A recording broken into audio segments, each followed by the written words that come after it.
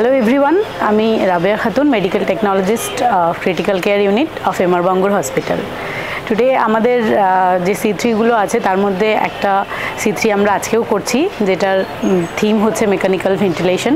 আর আজকের এই প্ল্যাটফর্মে যে আমরা এসেছি, আমাদের knowledge sharing and experience sharing platform, সেখান থেকে আমরা আইডেন্টিটি তৈরি করার চেষ্টা করছি। আর মেনলি আমরা যে মেকানিক্যাল ভেন্টিলেশনের স্ট্র্যাটেজিগুলো আমাদের এখানে ইউজ করছি, সেই ভেন্টিলেটরের ব্যাকগ্রাউন্ডে যে সায়েন্স কাজ করছে, সেই সায়েন্সগুলোরও ইমপ্লিমেন্টেশন করার চেষ্টা করছি। তো মেনলি আমরা যেটা বলতে চাইছি, আপনাদের সবার মধ্যে এই জিনিসটা ছড়িয়ে দিতে চাইছি C3-র মধ্যে দিয়ে, যে আমরা যেরকমভাবে সায়েন্সের ইমপ্লিমেন্টেশন করছি, you also can do it. So সবাই আমরা ইউনাইট হয়ে যদি ডেথের এগেনস্টে কাজ করি, তাহলে অবশ্যই আমাদের পেশেন্টসগুলো বেনিফিটস হবে। এটাই আমাদের মূল উদ্দেশ্য, যে আপনারাও এগিয়ে আসুন আর পেশেন্টের স্বার্থে নলেজ শেয়ার করুন। Thank you.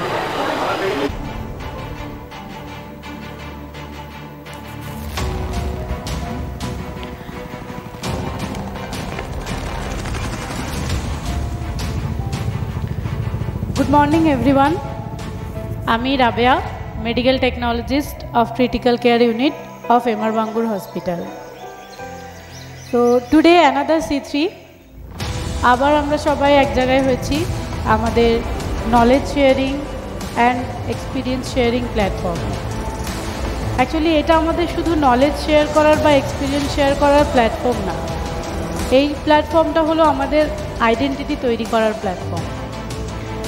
আসলে কি, আমরা ডিউরিং আওয়ার কোর্স যখন আমরা পড়াশোনা করছিলাম, ট্রেনিং পিরিয়ড প্লাস যখন আমরা সার্ভিসে এসেছি, সেটা আমরা যেখানেই যে সার্ভিস করছি না কেন, প্রাইভেটে হোক গভর্নমেন্টে হোক, যেখানেই করছি, সেখানে একটা টার্মের সাথে আমরা সবাই খুব পরিচিত, অ্যান্ড দ্যাট ইজ টেকনিশিয়ান। আমাদেরকে কেউ মেডিকেল টেকনোলজিস্ট নামে জানে না, সবার কাছে আমরা পরিচিত টেকনিশিয়ান নামে, সেটাই সবাই বলে আর কি। তো অ্যাকচুয়ালি কি, আমরা তো টেকনিশিয়ানস নই, টেকনোলজিস্ট। এটা কি একটা সূক্ষ্ম ডিফারেন্স আছে এই মেডিকেল টেকনোলজিস্ট অ্যান্ড টেকনিশিয়ানসের ভেতরে। ডিফারেন্সটা হলো, টেকনিশিয়ানস যারা, তাদের মেনলি কাজটাই থাকে টেকনিক্যাল, মানে মেশিন রিলেটেড, আর তারা শুধু মেশিনটাকে ইউটিলাইজ করে। সেই মেশিনটা কি ব্যাকগ্রাউন্ডে চলছে বা কিসের বেসিসে চলছে বা তার ব্যাকগ্রাউন্ডে সায়েন্স কি কাজ করছে, সেটা কিন্তু তারা জানে না, বা তারা সেটা ইউটিলাইজও করে না। কিন্তু আমরা যারা আছি মেডিকেল টেকনোলজি, আমরা অ্যাকচুয়ালি কী করি, আমরা যেরকমভাবে মেশিনটাকে ইউটিলাইজ করি, সেই মেশিনদের ব্যাকগ্রাউন্ডে কি সায়েন্স কাজ করছে, সেই সায়েন্সটাকেও কিন্তু আমরা জানি। আর যখন যেরকমভাবে দরকার, আমরা কিন্তু সায়েন্সটাকে আমাদের অত্যাধুনিক ওয়েতে গিয়ে ইমপ্লিমেন্টও করতে পারি। সো এই জন্য আমরা যারা আছি মেডিকেল টেকনোলজিস্ট, আমাদের কিন্তু আলাদা কোনো প্ল্যাটফর্ম নেই। শুধু আমরাই নই, পুরো প্যারামেডিক ক্যাটাগরি প্লাস হচ্ছে নার্সিং স্টাফ, আমাদের কিন্তু আদার্স কেউ কোনো মানে আমাদের জন্য কোনো প্ল্যাটফর্ম ক্রিয়েট করে দেয়নি, এটা জানানোর জন্য দ্যাট উই অলসো এক্সিস্ট, বা আমরাও যে নলেজেবল, আমরাও যে আমাদের কাজের দ্বারা পেশেন্টকে বেনিফিট দিতে পারি, এই প্ল্যাটফর্মটা কিন্তু আমাদেরকে কেউ ক্রিয়েট করে দেয়নি। দ্যাটস ওয়াই প্রত্যেকটা C3-র মধ্যে দিয়ে আমরা চেষ্টা করছি যে আমাদের এক্সিস্টেন্সটাকে প্রমাণ করার, যেখানে আমরা জানাতে পারি সবাইকে যে আমরা এক্সিস্ট করি আর আমরাও নলেজেবল। আমাদের নলেজের দ্বারা আমরা যে কোনো পেশেন্টকে বেনিফিটস দিতে পারি, আর সেটাই হচ্ছে মেন আমাদের C3-র উদ্দেশ্য। এই জন্যই আমরা প্রত্যেকটা C3-তে আপনাদের সবাইকে ডাকছি, আপনারা আসুন। এই ক্যাটাগরিগুলো যেগুলো মানে জানাতে পারছি না আমরা, যে আমাদের এক্স্যাক্টলি আমাদের এফেক্টিভনেসটা কোথায়, তো সবাইকে এটার জন্য এনকারেজ করছি, সবাই এগিয়ে আসুন, আমরা সবাই মিলে নিজেদের প্ল্যাটফর্ম, নিজেদের আইডেন্টিটিটা ক্রিয়েট করি। ওকে, সো আজকের আমাদের থিম যেটা, সেটা হচ্ছে মেকানিক্যাল ভেন্টিলেশন। আমরা যারা শিশুতে কাজ করি সবাই এই মেশিনটার সাথে পরিচিত। তো অনেক প্রেজেন্টেশন, অনেক সেমিনার আমরা অ্যাটেন্ড করি এই মেকানিক্যাল ভেন্টিলেশনের ওপর, কিন্তু প্রত্যেকটা জায়গায় কি হয়, এই গতানুগতিক ওয়েতে কীভাবে আমরা ভেন্টিলেটর ইউজ করি, কিভাবে তার প্যারামিটার্সগুলো আছে বা মোডস আছে, এই সবগুলো সম্পর্কে জানি। কিন্তু আজকের আমাদের যেই টপিকটা, এটাকে আমরা কি করব, একটু এই গতানুগতিকতার বাইরে গিয়ে কিভাবে এর টার্মস বা টুইস্টগুলো আছে সেগুলো জাস্ট শেয়ার করব। ওই চিরাচরিত প্রথার প্রেজেন্টেশন আমরা এখানে রাখবো না, মোডস অ্যান্ড প্যারামিটার্স এগুলো নিয়ে ডেসক্রাইব করব না। জাস্ট কী ট্রাবল শুটিং আছে বা কীরকমভাবে আমরা অত্যাধুনিক ওয়েতে ভেন্টিলেটারটাকে ইউজ করতে পারি সেটা ডেসক্রাইব করব। এবার ভেন্টিলেটার নিয়ে বলতে গেলেই কিন্তু আমাদের কোভিড-19-এর কথা মনে পড়ে যায়।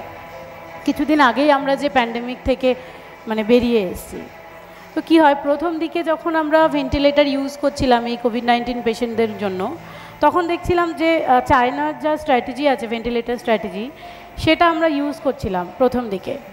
কিন্তু দেখলাম যে সেই স্ট্র্যাটেজি ইউজ করে আমরা কিন্তু খুব বেশি পেশেন্টকে বের করতে পারছি না ভেন্টিলেটার থেকে। এবার আমরা কি করলাম, যে আমাদের যা স্ট্র্যাটেজি আছে সেই মেকানিক্যাল ভেন্টিলেশনের ব্যাকগ্রাউন্ডে যে সায়েন্স আছে সেটাকে আমরা অন্যভাবে ইউজ করার চেষ্টা করলাম, আমাদের ভেন্টিলেটার স্ট্র্যাটেজি বানালাম। অ্যান্ড ইউ ওয়ন্ট বিলিভ যে সেই স্ট্র্যাটেজিতে আমরা কাজ করে অনেক পেশেন্টকে ভেন্টিলেটার থেকে উইন অফ করে বাড়ি পাঠাতে পেরেছি। ইভেন তাদের মধ্যে একজন 92 ইয়ার্স ওল্ড বৃদ্ধও ছিলেন যে সুস্থ হয়ে বাড়ি গেছে। আর পরবর্তীতে আমরা দেখেছি যে স্ট্র্যাটেজিটা আমরা ইউজ করেছি, পরে যে আমেরিকান ভেন্টিলেটরের যা স্ট্র্যাটেজি তার সাথে কিন্তু আমাদের স্ট্র্যাটেজিটা মিলে যায়। সো আমরা সেগুলোই শেয়ার করব নতুন ভেন্টিলেটর স্ট্র্যাটেজি সম্পর্কে। তো চলুন শুরু করা যাক আজকের প্রেজেন্টেশন। আর মেনলি মেকানিক্যাল ভেন্টিলেশন সম্পর্কে জানতে গেলে আগে আমাদেরকে যেটা জানতে হবে সেটা হচ্ছে as a whole respiratory system. তো রেসপিরেটরি সিস্টেমেরও অ্যানাটমি ফিজিওলজি এটাও আমাদের কাছে কিন্তু খুব বোরিং, বাট সেটাও আমরা জাস্ট ব্রিফটুকু বলবো যতটুকু দরকার, দ্যাটস ইট, অতটুকুই, যাতে এই জিনিসটা বোরিং না হয়। তো চলুন স্টার্ট করি। আচ্ছা, ফার্স্টেই তাহলে আমাদেরকে জানতে হবে রেসপিরেশন। What is respiration? আমরা যখন ছোটোবেলা থেকে এই সায়েন্স সম্পর্কে পড়ছি তখন কিন্তু রেসপিরেশনের এক রকমের ডেফিনেশন পেয়েছিলাম, রেসপিরেশন সম্পর্কে একরকম জেনেছি। তারপর আরেকটু বড় হয়ে সাপোজ 11-12-এ তখন একরকম জেনেছি, বা তখন হয়তো আরেকটু বেশি জেনেছি ছোটোবেলার থেকে। কিন্তু যখন আমরা মেডিকেল প্রফেশনে আসলাম, মেডিকেল প্রফেশনে আসার পর কিন্তু as a whole respiratory system সম্পর্কে পুরো ডিটেলসটাই আমরা জেনেছি। এজন্য প্রত্যেকটা ধাপে কিন্তু এই রেসপিরেশনের ডেফিনেশন, ওপিনিয়ন সবার কাছে আলাদা আলাদা। তো আমরা সেই কন্ট্রোভার্সিতে না গিয়ে শুধুমাত্র রেসপিরেশনটাকে ডিফাইন করতে পারি এইভাবে যে কিছুটা পরিমাণ এয়ারকে আমরা ইনটেক করছি বা ইনহেল করছি, আর কিছুটা পরিমাণ এয়ারকে আমরা এক্সহেলড আউট করছি টু দ্য এনভায়রনমেন্ট। এটাই হচ্ছে মেনলি রেসপিরেশন। এবার যে এয়ারটাকে আমরা ইনহেল করলাম টু আওয়ার লাং ফিল্ড, সেই ফেজটাকে আমরা বলছি ইন্সপিরেশন, আর যে ফেজে আমরা এয়ারটাকে বাইরে এনভায়রনমেন্টে এক্সহেলড আউট করছি দ্যাট ইজ এক্সপিরেশন। ওকে, এটা হচ্ছে দুটো ফেজ। এবার রেসপিরেটরি ফেলিওর যদি বলি, তাহলে রেসপিরেটরি ফেলিওর কোন ফেজে হতে পারে? ইদার এই ইন্সপিরেটরি ফেজে অর এক্সপিরেটরি ফেজে। আবার কি হতে পারে? বোথ ফেজে। ইন্সপিরেটরি ফেজেও প্রবলেম হতে পারে, ফেলিওর হতে পারে, এক্সপিরেটরি ফেজেও ফেলিওর হতে পারে। ওকে, সো রেসপিরেটরি ফেলিওরকে এটার উপর ডিপেন্ড করে আমরা 4 ভাগে ভাগ করতে পারি। একটা হচ্ছে type 1, type 2, type 3 and type 4। But type 3 আর টাইপ 4টা হচ্ছে combination or subtype of type 1 and type 2।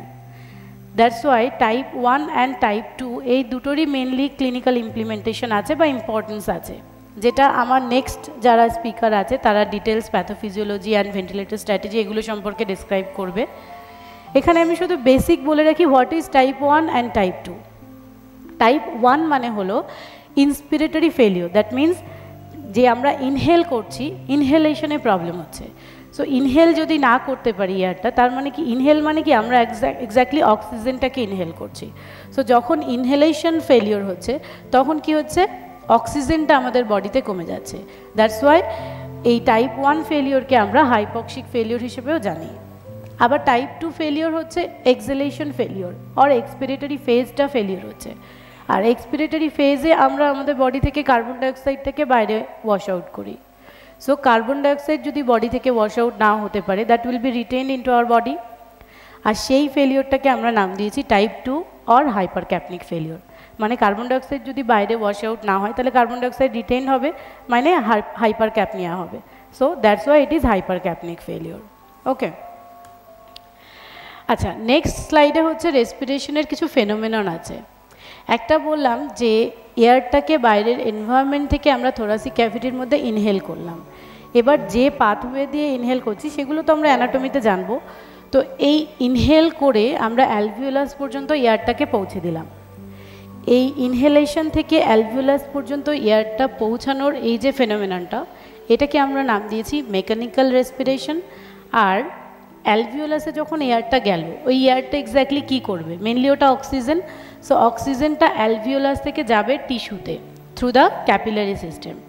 এবার টিস্যুতে অক্সিজেন গেলে আমরা জানি মেটাবলিজম হয়, নর্মালি মেটাবলিজম হবে, আর মেটাবলিজমের ওয়েস্ট প্রোডাক্ট হিসেবে তৈরি হবে কার্বন ডাইঅক্সাইড। যে কার্বন ডাইঅক্সাইডটা আবার সেই ক্যাপিলারি সিস্টেম দিয়ে লাং ফিল্ড এরিয়াতে আসবে, আর সেখান থেকে বাইরে এনভায়রনমেন্টে এক্সেলড আউট হবে। তো এই অ্যাজ এ হোল ফেনোমেননটাকে আমরা নাম দিয়েছি cellular respiration or chemical respiration. Okay, next আমরা যাচ্ছি অ্যানাটমিতে। ভীষণ বোরিং একটা টপিক অ্যানাটমি। তো এখানে আমি ডিটেলস কিছু না বলে শুধুমাত্র যে যে পার্টসগুলো আমাদের মানে এয়ারটাকে ইনটেক করতে কাজে লাগে ততটুকুই বলবো। আচ্ছা, ফার্স্টলি বলি যে রেসপিরেটরি সিস্টেম আমাদের কাছে ইম্পর্ট্যান্ট কেন? খুবই ইম্পর্ট্যান্ট একটা সিস্টেম আমাদের কাছে রেসপিরেশন।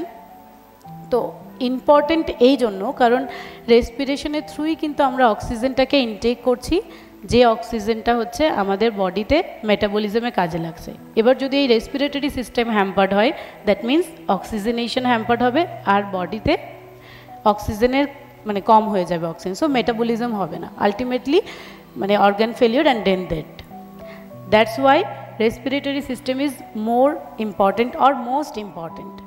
এবার এই রেসপিরেটরি সিস্টেমের যদি আমরা একটাই পাথওয়ে রাখতাম যে পাথওয়ে দিয়ে অক্সিজেনটা ইনটেক হবে, তাহলে কি হতো? সাপোজ শুধু যদি নেজাল ক্যাভিটি থাকতো যেটা দিয়ে আমরা এয়ারটাকে ইনটেক করতে পারি, তাহলে কি প্রবলেম হতো? শুধু নেজাল ক্যাভিটি দিয়ে যখন ইনটেক করছি, কোনো কারণে আমাদের নেজাল প্যাসেজটা ব্লক থাকতে পারে বা ইনজুরি হতে পারে, তখন কি হবে? তাহলে রেসপিরেশন হ্যাম্পার্ড হবে। দ্যাটস ওয়াই আমাদের শুধু নেজাল ক্যাভিটি নয়, ওরাল ক্যাভিটিও আছে যেখান দিয়ে আমরা এয়ারটাকে ইনটেক করতে পারি। তো তাহলে দুটো পাথওয়ে পেলাম, একটা নেজাল ক্যাভিটি বা নেজাল এয়ারওয়ে যেটাকে বলছি, আর একটা হচ্ছে oral cavity. So nasal cavity যেখানে ওপেন আপ হচ্ছে দ্যাট ইজ কল্ড ন্যাজোফ্যারিংস, আর ওরাল ক্যাভিটি যেখানে ওপেন আপ হচ্ছে দ্যাট ইজ ওরোফ্যারিংস। তো এই ন্যাজোফ্যারিংস অ্যান্ড ওরোফ্যারিংস মিলিয়ে হচ্ছে ফ্যারিংস। ফ্যারিংস দেন ওপেন আপ হচ্ছে যেখানে দ্যাট ইজ ল্যারিংস। এই ফ্যারিংস আর ল্যারিংসের মাঝখানে থাকছে, যেহেতু আমরা জানি যে ট্রাকিয়াটা ফার্স্ট থাকে অ্যান্ড দেন থাকে ইসোফেগাস। সো যখন একটা মানুষ খাবার গ্রহণ করছে তখন কি হয়? তাহলে ট্রাকিয়ার মধ্যে খাবারটা যাওয়ার চান্স বেশি থাকে। দ্যাটস ওয়াই এখানে একটা ঢাকনা আছে কল্ড এপিগ্লটিস। যে এপিগ্লটিস কী করে, যখন আমরা খাবার গ্রহণ করি তখন কী হয়? এপিগ্লটিসটা বন্ধ হয়ে যায়, সো দ্যাট ট্রাকিয়াটা বন্ধ হয়ে যায় অ্যান্ড খাবারটা স্লিপ ইনটু হয় টু দ্য ইসোফেগাস। ওকে, এবার এই যে অ্যাজ এ হোল ল্যারিংস পর্যন্ত যে এয়ারওয়েটা আমরা বললাম সেটাকে আমরা নাম দিয়েছি আপার এয়ারওয়ে ট্র্যাক্ট বা আপার এয়ারওয়ে। আর ল্যারিংসের পরে আপ টু দ্য অ্যালভিওলাস এটাকে আমরা বলছি লোয়ার এয়ারওয়ে। তো ল্যারিংসের পরে কি আছে? এই ল্যারিংসটা আবার যেখানে গিয়ে ওপেন আপ হচ্ছে that is called trachea, our most important respiratory tract or primary respiratory tract. So ট্রাকিয়াটা আবার দুটো ভাগে ভাগ হয়ে যাচ্ছে, right primary bronchus and left primary bronchus.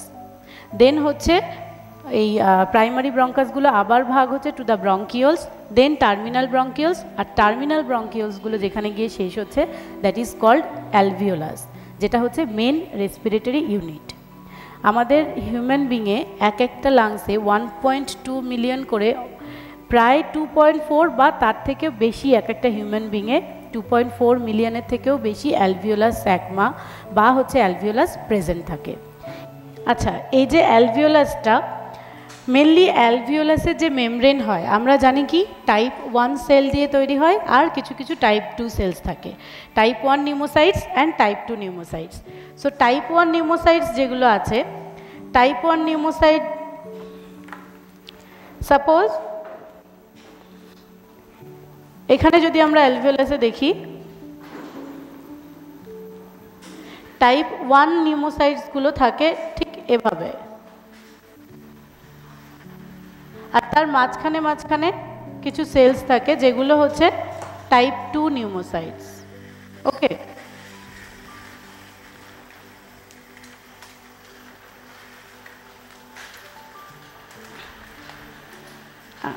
ঠিক আছে ঠিক আছে, ছেড়ে দাও।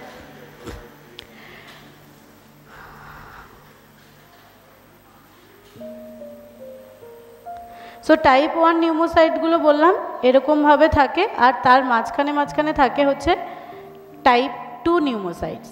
এবার এই টাইপ 1 নিউমোসাইটসগুলো কোনো কারণে যদি ড্যামেজ হয় তাহলে কি হচ্ছে, টাইপ 2 নিউমোসাইটস যেগুলো আছে এই টাইপ 2 নিউমোসাইটস থেকে টাইপ 1 নিউমোসাইটসগুলো রিজেনারেট হয়। আর টাইপ 2 সেল হচ্ছে কিছু সারফেক্টেন্ট প্রডিউস করে, যে সারফেক্টেন্টগুলোর কারণে হচ্ছে অ্যালভিওলাসটা ডিস্টেন্ডেড থাকে।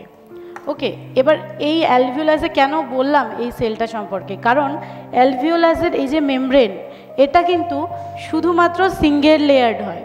কেন সিঙ্গেল লেয়ার্ড হয় সেটা বলছি। এবার অ্যালভিওলাসের একটা ফিডিং ভেসেল আছে, সাপোজ এরকম এই যে ফিডিং ভেসেলটা আছে অ্যালভিওলাসের, এরও যে সেলসগুলো আছে সেটাও হচ্ছে সিঙ্গেল লেয়ার্ড এপিথেলিয়াম সেলস। এবার এই দুই জায়গাতে সিঙ্গেল লেয়ার্ড কেন, আমরা জানি গ্যাসিয়াস এক্সচেঞ্জটা সম্পর্কে। এবার সিঙ্গেল লেয়ার্ড হওয়ার কারণে অক্সিজেনটা যখন এখান থেকে ঢোকে অ্যালভিওলাসের মধ্যে দিয়ে, অক্সিজেন খুব সহজেই এখান থেকে ডিফিউজ হতে পারবে আর ডিফিউজ হয়ে এই ক্যাপিলারির মধ্যে যেতে পারবে। দ্যাটস ওয়াই অ্যালভিওলাস প্লাস এই যে ক্যাপিলারি বললাম এই দুটো জায়গাতেই সিঙ্গেল লেয়ার্ড সেল দিয়ে তৈরি। ওকে, এবার এটা গেল অ্যাজ এ হোল অ্যানাটমি। অ্যানাটমির মধ্যে শুধুমাত্র আমরা ব্রিফটুকুই জানলাম, কিন্তু অ্যানাটমিতে একটা জিনিস বলার যে এখানে কিছু মাসেলস আছে, যে মাসেলসগুলো হচ্ছে আমাদের রেসপিরেশনে হেল্প করে। সো সেই মাসেলসগুলো কি কি আছে, মাসেলসগুলো আছে যে মাসেলসগুলো থাকে কোথায়, অ্যাকচুয়ালি আমরা জানি আমাদের লাংসটা থাকে থোরাসিক ক্যাভিটির মধ্যে, থোরাসিক ক্যাভিটির মধ্যে রিব কেজ দিয়ে হচ্ছে সিকিউর থাকে, তাই তো।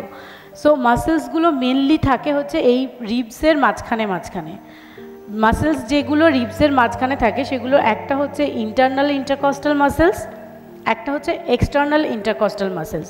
এই পাশের ভিডিওটাতে একটু নোটিস করুন, তাহলে মাসেলসগুলোর ডিস্ট্রিবিউশন ভালোভাবে বুঝতে পারবেন। আরেকটা মাসেল থাকে হচ্ছে থোরাসিক ক্যাভিটি আর অ্যাবডোমেনের ঠিক মাঝখানে, যেটা হচ্ছে main respiratory muscle, and that is called the diaphragm, thoraco abdominal muscle. তো ইন্টারনাল ইন্টারকস্টাল মাসেলগুলো কিভাবে থাকে, ইন্টারনাল ইন্টারকস্টাল মাসেলগুলো থাকে, সাপোজ এটা যদি আমরা রিব কেজ মনে করি হাতটাকে, তাহলে হাতের একটা একটা আঙুল হচ্ছে এক একটা রিব বোন। তো ইন্টারনাল ইন্টারকস্টাল মাসেল থাকে হচ্ছে ওপরের রিবের বাইরে থেকে নিচের রিবের ভেতরের দিকে, লাইক দিস। সো এবার যখন এই মাসেলটা কন্ট্রাক্ট করবে কি হবে, এই মাসেলটা কন্ট্রাক্ট করলে যে অ্যাজ এ হোল থোরাসিক ক্যাভিটির স্পেসটা আছে, ডায়ামিটারটা, সেটা কিন্তু কম হয়ে যাবে অ্যান্ড স্কুইজ আউট হবে বাইরের দিকে, সো দ্যাট যে এয়ারটা অ্যাকুমুলেট হয়ে আছে সেই এয়ারটা বাইরে এনভায়রনমেন্টে যাতে রিলিজ হতে পারে। আর ইন্টারনাল ইন্টারকস্টাল মাসেল কাজ করে হচ্ছে ফোর্সফুল এক্সপিরেশনের সময়, এটা অন্য কোনো সময় কাজ করে না। যখন আমাদের হাঁচি কাশি এরকম কোনো সিচুয়েশন আসে তখন হচ্ছে ফোর্সফুল এক্সপিরেশনের সময় এই ইন্টারকস্টাল মাসেল মানে ইন্টারনাল ইন্টারকস্টাল মাসেলটা কন্ট্রাক্ট করে। আরেকটা বললাম external intercostal muscle. External intercostal মাসেলটা কিভাবে কাজ করে, সেম রকমভাবে এটাকে যদি রিব কেজ মনে করি, তাহলে এক্সটার্নাল ইন্টারকস্টাল মাসেলটা থাকে হচ্ছে ওপরের রিবের ভেতর থেকে নিচের রিবের বাইরের দিকে। সো দ্যাট এটা যদি কন্ট্রাক্ট করে তাহলে থোরাসিক ক্যাভিটির মানে স্পেসটা বা ডায়ামিটারটা anteroposterior and lateral diameter will be increase, মানে লাইক দিস। সো ডায়ামিটারটা ইনক্রিজ হবে। ওকে, আর একটা বললাম মেন রেসপিরেটরি মাসেল যেটা, that is diaphragm. So diaphragm যখন কন্ট্রাক্ট করবে কি হবে, থোরাসিক ডায়াফ্রাম কন্ট্রাক্ট করলে তো নিচের দিকে যাবে, সো দ্যাট থোরাসিক ক্যাভিটির as a whole longitudinal diameter will be increased. Okay, এবার এই মাসেলগুলো কখন মানে কন্ট্রাক্ট করে বা কীরকমভাবে কাজ করে সেটা আমরা জানবো হচ্ছে ফিজিওলজিতে গিয়ে। আচ্ছা, ফিজিওলজিতে যাওয়ার আগে কিছু রেসপিরেটরি সেন্টার্স সম্পর্কে জানি। আচ্ছা, আমরা যেখানেই কাজ করি না কেন আমাদের কিন্তু একজন বস থাকে, তাই না, যে বস আমাদেরকে ইনস্ট্রাক্ট করে। যেমন আমাদের স্যার আছেন ডক্টর শুভব্রত পাল, উনি আমাদেরকে ইনস্ট্রাক্ট করেন কাজ করার জন্য। সো আমরা সেরকমভাবেই কিন্তু ওনার ইনস্ট্রাকশন অনুযায়ী কাজ করি। সেম রকমভাবে আমাদের বডিরও একজন বস আছে যে আমাদেরকে বলে দেয় কি কাজ করতে হবে, কখন কোনটা কি করতে হবে। তো এই যে বডির যে মানে বস কে, সেটা আমরা সবাই জানি ব্রেন। ব্রেন থেকেই আমাদের কাজ করার জন্য সমস্ত ইনস্ট্রাকশন আসে, আর সেই ইনস্ট্রাকশন অনুযায়ী আমাদের বডি পার্টসগুলো কাজ করে। তো এখানে রেসপিরেশনের ক্ষেত্রেও তার কিন্তু অন্যথা নেই, রেসপিরেশনেও ব্রেন বলে দেবে, তারপর রেসপিরেশন হবে। এবার ব্রেন যে বলে দেবে, তাহলে ব্রেনের কিছু সেন্টার্স আছে, যে সেন্টার্স থেকে স্টিমুলাসগুলো আসবে। কি সেই সেন্টার্সগুলো? এই ভিডিওতে দেখানো হচ্ছে, দেখুন। সেন্টার্সগুলো থাকে হচ্ছে মেনলি ব্রেনের পন্স অ্যান্ড মেডুলা এরিয়াতে। পন্স এরিয়াতে থাকে হচ্ছে দুটো সেন্টার্স, একটা হচ্ছে নিউমোট্যাক্সিক সেন্টার, যার হচ্ছে নেগেটিভ ইম্পালস ক্যারি করে আর কি, আর অ্যাপনিওস্টিক সেন্টার, যেটা হচ্ছে পজিটিভ ইম্পালস ক্যারি করে। আর হচ্ছে মেডুলা এরিয়াতে কিছু বাঞ্চ অফ নিউক্লিয়াই থাকে, যাদের একটা হচ্ছে ডর্সাল রেসপিরেটরি গ্রুপ আর একটা হচ্ছে ventral respiratory group. Dorsal respiratory group হচ্ছে পজিটিভ ইম্পালস ক্যারি আউট করে, আর ভেন্ট্রাল রেসপিরেটরি গ্রুপ যেটা আছে সেটা হচ্ছে ফোর্সফুল এক্সপিরেশন। ওই হাঁচি কাশির সময় এই ভেন্ট্রাল রেসপিরেটরি গ্রুপ স্টিমুলাস পাঠায়। ওকে, এবার এগুলো মেনলি কিভাবে কাজ করে সেটাও আমরা ফিজিওলজিতে জানবো। কিন্তু এখানে এই যে বস বললাম আমাদেরকে ইনস্ট্রাকশন দেবে, কিন্তু বসের কাছেও তো ইনফরমেশন যেতে হবে যে কি কাজ করতে হবে বা কিছু। সো এই বসকেও কিছু রিসেপ্টর, ঠিক বলবো না, এদেরকে স্টিমুলেন্টস বলে, যারা হচ্ছে স্টিমুলাস পাঠায় যে ইন্সপিরেশন করতে হবে বা এক্সপিরেশন করতে হবে। সেই যে স্টিমুলাসগুলো পাঠায়, স্টিমুলেন্টস, সেই স্টিমুলেন্টসগুলো কি কি আছে? এরা যারা আছে এদেরকে আমরা মেনলি বলছি হচ্ছে কিছু কেমো রিসেপ্টার্স। কেমো রিসেপ্টার্স মানে কি? অ্যাকচুয়ালি আমরা যেরকমভাবে এবিজি করার জন্য ব্লাড টেনে নিয়ে এসে বাইরে এবিজি মেশিনে এবিজি করি না, বডিতেও কিন্তু এরকম একটা এবিজি মেশিন আছে।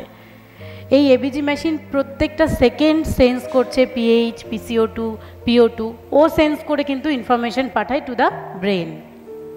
এবার এই যে স্টিমুলেন্টসগুলো আছে, এগুলো আছে হচ্ছে কেমো রিসেপ্টার্স বললাম। কেমো রিসেপ্টার্সগুলো সেন্ট্রাল হতে পারে, পেরিফেরাল হতে পারে, মানে দু রকমের কেমো রিসেপ্টার্স আছে। সেন্ট্রাল কেমো রিসেপ্টার্স যারা আছে তারা হচ্ছে মানে ব্রেনের মেডুলা এরিয়াতে থাকে, ওরা সেন্স করতে পারে শুধুমাত্র PCO2 অ্যান্ড PH। আর পেরিফেরাল যে কেমো রিসেপ্টার্সগুলো আছে যারা থাকে হচ্ছে আর্চ অফ অ্যাওর্টাতে, ওরা সেন্স করতে পারে PH, PCO2 along with PO2। ওকে, এবার এরা যে সেন্স করে দেন সেন্সেশনটা বা স্টিমুলেশনটা পাঠায় হচ্ছে ব্রেনে। কিভাবে সেটা আমরা ফিজিওলজিতে জানবো। আর কিছু মেকানিক্যাল রিসেপ্টার্স বা মেকানিক্যাল স্টিমুলেন্টস আছে। কি সেগুলো? একটা হচ্ছে ইরিটেন্ট রিসেপ্টার্স। ইরিটেন্ট রিসেপ্টার্সটা হচ্ছে থ্রু আওয়ার এয়ারওয়ে, সব জায়গাতেই ইরিটেন্ট রিসেপ্টাররা থাকে, এরা স্টিমুলাস পাঠাতে পারে টু দ্য ব্রেন। নেক্সট হচ্ছে alveolar stretch receptors. Alveolar stretch receptors যারা আছে ওরা থাকে হচ্ছে মেনলি অ্যালভিওলাসের মধ্যে। আর অ্যালভিওলাসে থাকে কিভাবে? এই অ্যালভিওলাসটাকে যদি দেখি লাইক দিস, এরকমভাবে থাকে হচ্ছে অ্যালভিওলার স্ট্রেচ রিসেপ্টার। তাহলে দেখুন, এই অ্যালভিওলাসটা যখন ইন্সপিরেশন হয়নি তখন তো ওর নিজের জায়গায় আছে, বা যখন ইন্সপিরেশন হলো তখন ও ডিস্টেন্ডেড হয়ে যাবে। আর যখন ও ডিস্টেন্ডেড হবে তখন এই স্ট্রেচ রিসেপ্টাররা যেহেতু ওর গায়ে লেগে আছে, দ্যাটস ওয়াই ওরাও স্ট্রেচড হবে। আর অ্যালভিওলার স্ট্রেচ রিসেপ্টার্স যখন স্ট্রেচ হবে তখন এই স্ট্রেচ রিসেপ্টার্সগুলোই হায়ার সেন্টারে স্টিমুলাস পাঠাতে পারে ফর ইন্সপিরেশন অর এক্সপিরেশন। ওকে, এটার কাজও আমরা জানবো হচ্ছে ফিজিওলজিতে। নেক্সট হচ্ছে কিছু ব্যারো রিসেপ্টার্স আছে, যেগুলো হচ্ছে প্রেশার রিসেপ্টার্স, আর এরা থাকে হচ্ছে ক্যারোটিড বডিতে, যারা ব্লাডের প্রেশারটাকে মেজার করতে পারে। এবার প্রেশার মেজার করে সেই অনুযায়ী ওরা স্টিমুলাস পাঠাতে পারে। আর আছে কিছু সেন্ট্রাল, আমরা নাম দিয়েছি এটাকে স্টিমুলেন্টস, কিন্তু এরা অ্যাকচুয়ালি স্টিমুলেন্টস সেই রকমভাবে রেসপিরেশন করার জন্য স্টিমুলেশনস পাঠায় না। এরা কি করে, মানে সিচুয়েশন অনুযায়ী রেসপিরেটরি প্যাটার্নটাকে চেঞ্জ করে। মানে সাপোজ একটা মানুষ, সে যদি কোনোভাবে দুঃখ পায়, দুঃখ পেয়ে কাঁদছে, তাহলে কিন্তু তার রেসপিরেটরি রেট বেশি থাকবে। বাট তখন তার যা রেসপিরেটরি প্যাটার্ন আছে, সেই মানুষটাই যদি রাগ করে কোনো কারণে রাগ দেখায়, তাহলে তখনও তার respiratory rate, but pattern is changed. দুটো ক্ষেত্রেই কিন্তু রেসপিরেটরি প্যাটার্ন চেঞ্জ হয়ে যায়। ইমোশনস অনুযায়ী এই যে রেসপিরেটরি প্যাটার্ন চেঞ্জ হয়, এটা হচ্ছে ব্রেনের লিম্বিক সিস্টেম কন্ট্রোল করে। সো এরাও কিন্তু একরকমের স্টিমুলেন্টস। ওকে, নেক্সট আরেকটা হচ্ছে ফিভার। ফিভারটা কি? অ্যাকচুয়ালি যখন আমাদের জ্বর আসে তখন কি হয়, জ্বরের সময় আমরা জানি টেম্পারেচার প্রচুর থাকে। এবার যে টেম্পারেচারটা আছে, এই টেম্পারেচারটা রিলিজ হয় কিসের মাধ্যমে? Through skin. স্কিন থেকে যদি সোয়েটের মাধ্যমে জল যেমনভাবে লস হয়, জলের সাথে সাথে কিছু টেম্পারেচার লস হয়। আর একটা হচ্ছে থ্রু রেসপিরেটরি রেট। আমরা হয়তো জানিও না, বাট আমরা আমাদের রেসপিরেশনের মাধ্যমে আমাদের বডি থেকে প্রচুর পরিমাণ জল কিন্তু লস করি। এই জন্য জ্বরের সময় আমাদের রেসপিরেটরি রেট অনেক বেশি থাকে, যাতে সেই জলের মধ্যে দিয়ে টেম্পারেচারটার বাইরে রিলিজ আউট হতে পারে। দ্যাটস ওয়াই ফিভারও কিন্তু একটা রেসপিরেটরি স্টিমুলেন্টস। আর আছে কিছু ড্রাগস যারা হচ্ছে রেসপিরেটরি স্টিমুলেন্টস হিসেবে কাজ করে, যেমন হচ্ছে মিথাইলজ্যান্থিন, স্যালিসাইলিন। মিথাইলজ্যান্থিনটা আমরা ডেরিফাইলিন নামে বেশি পরিচিত। তো ডেরিফাইলিন বা স্যালিসাইলিন যখন ইউজ করি, এটাও কিন্তু রেসপিরেটরি স্টিমুলেন্টস হিসেবে কাজ করে। আচ্ছা, নেক্সট আমরা মেন মানে জিনিসটাতে যাচ্ছি, and that is respiratory physiology. Respiratory physiology তো শুরু করব, কিন্তু তার আগে একটা কোয়েশ্চেন সবার মনে জাগে না, যে আমরা কোন জিনিসটা আগে নিই, ইন্সপিরেশন না এক্সপিরেশন, কোনটা আগে হয়েছিল?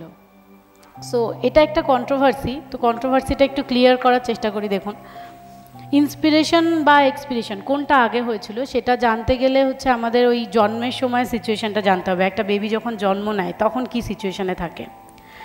আচ্ছা, মনে করুন একটা বেবি জন্মের আগে কোথায় আছে, তার মায়ের ইউটেরাসের মধ্যে। সো অ্যামনিওটিক ফ্লুইডের মধ্যে ভর্তি তার লাং ফিল্ড এরিয়া। সে কিন্তু তার মায়ের রেসপিরেশনের থ্রু রেসপিরেশন চালায়, তখন কিন্তু তার নিজস্ব কোনো রেসপিরেটরি সিস্টেম কাজ করে না, যেহেতু তার লাং ফিল্ড এরিয়াটা জলে ভর্তি। এবার এই বেবিটাই যখন জন্ম নেবে, তখন বার্থ ক্যানেলের থ্রু জন্ম হচ্ছে তার। তো যখন বার্থ ক্যানেলের থ্রু সে জন্ম নেবে, আমরা জানি বেবির মাথাটা আগে এনভায়রনমেন্টে রিলিজ আউট হয়, তাই তো? তো যখন মাথাটা রিলিজ আউট হচ্ছে আগে, এই জায়গাটা একটু সূক্ষ্মভাবে ভাবুন, একটু স্লো মোশনে ভাবুন। বরং স্লো মোশনে যদি আমরা দেখি, তাহলে বেবির মাথাটা আগে বাইরে রিলিজ হচ্ছে। সো মাথাটা যখন আগে রিলিজ হচ্ছে, তখন তার এয়ারওয়েটা বাইরে ওপেন। বাট এই সময় কিন্তু তার থোরাসিক ক্যাভিটিটা পুরোটাই তার মায়ের পেলভিক রিজিয়নের মধ্যে, আর সেখানে পেলভিক বোনের একটা হিউজ প্রেশার, প্লাস হচ্ছে তার লাংফিল্ড এরিয়া যেহেতু জলে ভর্তি, সেখানেও একটা লাংফিল্ড এরিয়াতে জলের কারণেও একটা হিউজ প্রেশার আছে।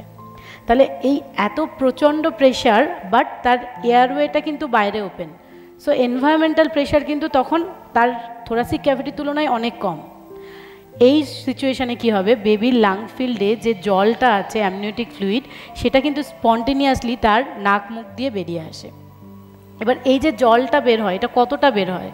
আমরা জানি আমরা আমাদের বডি ওয়েটের 6 to 8 ml পার কেজি করে টাইডাল ভলিউম নিই, আর অ্যাভারেজ যদি ধরি তাহলে 7 ml পার কেজি। তো এই বডিটার মানে বেবিটার বডি ওয়েট যদি তখন ধরি 3 কেজি, তাহলে ম্যাক্সিমাম 8 ml পার কেজিও যদি হয়, তাহলে 24 ml পার কেজি, তার মানে 24 ml মানে ওয়াটার ভলিউম তার লাং ফিল্ড এরিয়ার মধ্যে আছে। তো এই যে ভলিউমটা আছে, ওয়াটার ভলিউম, এটাই তাহলে বাইরে রিলিজ হবে, তাই তো? এবার এই যে ভলিউমটা বাইরে রিলিজ হয়ে গেল, আর বেবিটাও কি হলো, সঙ্গে সঙ্গে তার মায়ের বার্থ ক্যানেল দিয়ে বাইরে উন্মুক্ত হলো। এবার আমাদের থোরাসিক ক্যাভিটির যে রিকয়েলিংয়ের ফিচারটা আছে, তার জন্য থোরাসিক ক্যাভিটি কী করবে, তার নিজের জায়গায় ফিরে আসবে। এবার যখন থোরাসিক ক্যাভিটি তার নিজের জায়গায় ফিরে আসলো, তখন কি দেখলো, যে এনভায়রনমেন্টে প্রেশারটা অনেক বেশি, কিন্তু থোরাসিক ক্যাভিটি যেহেতু হলো স্পেস, তার মধ্যে একটা নেগেটিভ প্রেশার ক্রিয়েট হয়ে যায়। সো স্পন্টেনিয়াসলি তখন without using any muscle power, spontaneously কিছুটা পরিমাণ এয়ার বেবির লাং ফিল্ডে এন্ট্রি করে, and that is the baby's first inspiration. So ইন্সপিরেশনটা কিন্তু তাহলে জন্মের সময় প্রথম হয়। ওকে, এবার কি করবে, যেহেতু ইন্সপিরেশন হয়েছে তাহলে এক্সপিরেশনও হবে। সো এবার যখন বেবিটা এক্সপিরেশন করবে, এই সময় একটা জিনিস একটু জানার, যে কি করে ও এক্সপিরেশনটা করবে। এক্সপিরেশন বললাম প্যাসিভ প্রসেস, বাট এই জায়গায় বেবি কি করে, ও যে এয়ারটা ইনটেক করলো, গিয়ে দেখবে এয়ারটা অ্যালভিওলাসের মধ্যে যে যতটা জল রিলিজ আউট হওয়ার কথা বাইরে, ততটাই হয়তো রিলিজ আউট হয়েছে, কিন্তু কিছু পরিমাণ জল তখনও অ্যালভিওলাসের মধ্যে থেকে গেছে। তো এই জলটাকে তাকে বের করতে হবে। ও তখন কি করবে, এই যে এয়ারটাকে ও ইনটেক করেছে, এই এয়ারটাকে বাইরে আউটপুট করবে, কিন্তু তার যে ল্যারিঞ্জিয়াল ওপেনিংটা আছে, এটাকে ও ন্যারোয়িং করে নেবে। এবার যখন ল্যারিঞ্জিয়াল ওপেনিংটা ন্যারো করবে, আর মানে ধীরে ধীরে বাতাসটাকে বাইরে রিলিজ আউট করতে থাকবে, তখন এই বাতাসের তো একটা মানে বাইরে পেছনের দিকে একটা মানে প্রেশার দেবে। তার কারণ হচ্ছে ল্যারিঞ্জিয়াল ওপেনিংটা ছোট, এই ওপেনিং দিয়ে বাতাসটাকে বেরোতে হচ্ছে। মানে যে জায়গাতে আছে সেখানে যা প্রেশার আছে, তার থেকে বেশি প্রেশারে ও ওই ল্যারিঞ্জিয়াল ওপেনিং দিয়ে বাইরে মানে এয়ারটাকে বাইরে বের করছে। সো ল্যারিঞ্জিয়াল ওপেনিংটা ন্যারোয়িং হওয়ার ফলে কি হবে, বাতাসটা পেছনে একটা ব্যাক ফ্লো ক্রিয়েট করবে বা ব্যাক প্রেশার ক্রিয়েট করবে, যে প্রেশারে অ্যালভিওলাসের মধ্যে যে এয়ারটা আছে, সাপোজ এই সিচুয়েশনটাই যদি হয়, এটাই যদি বাইরে এনভায়রনমেন্টে ওপেন আপ হচ্ছে, নর্মালি এরকম থাকার কথা, কিন্তু বেবিটা কি করছে, তার ল্যারিঞ্জিয়াল ওপেনিংটাকে ন্যারোয়িং করছে লাইক দিস।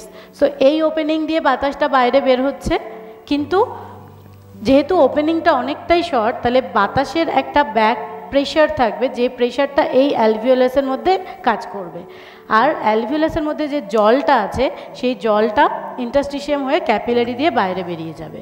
ওকে, আর এখানে যেহেতু ল্যারিঞ্জিয়াল ওপেনিংটা অনেকটা ন্যারোয়িং, সো কী হবে, এখানে বেবির যে ভোকাল কর্ডটা আছে, ভোকাল কর্ডের কাছে একটা ভাইব্রেশন ক্রিয়েট হবে, অ্যান্ড ভাইব্রেশন ক্রিয়েট হওয়ার ফলে যে আওয়াজটা তৈরি হবে, that is the babies first Cry.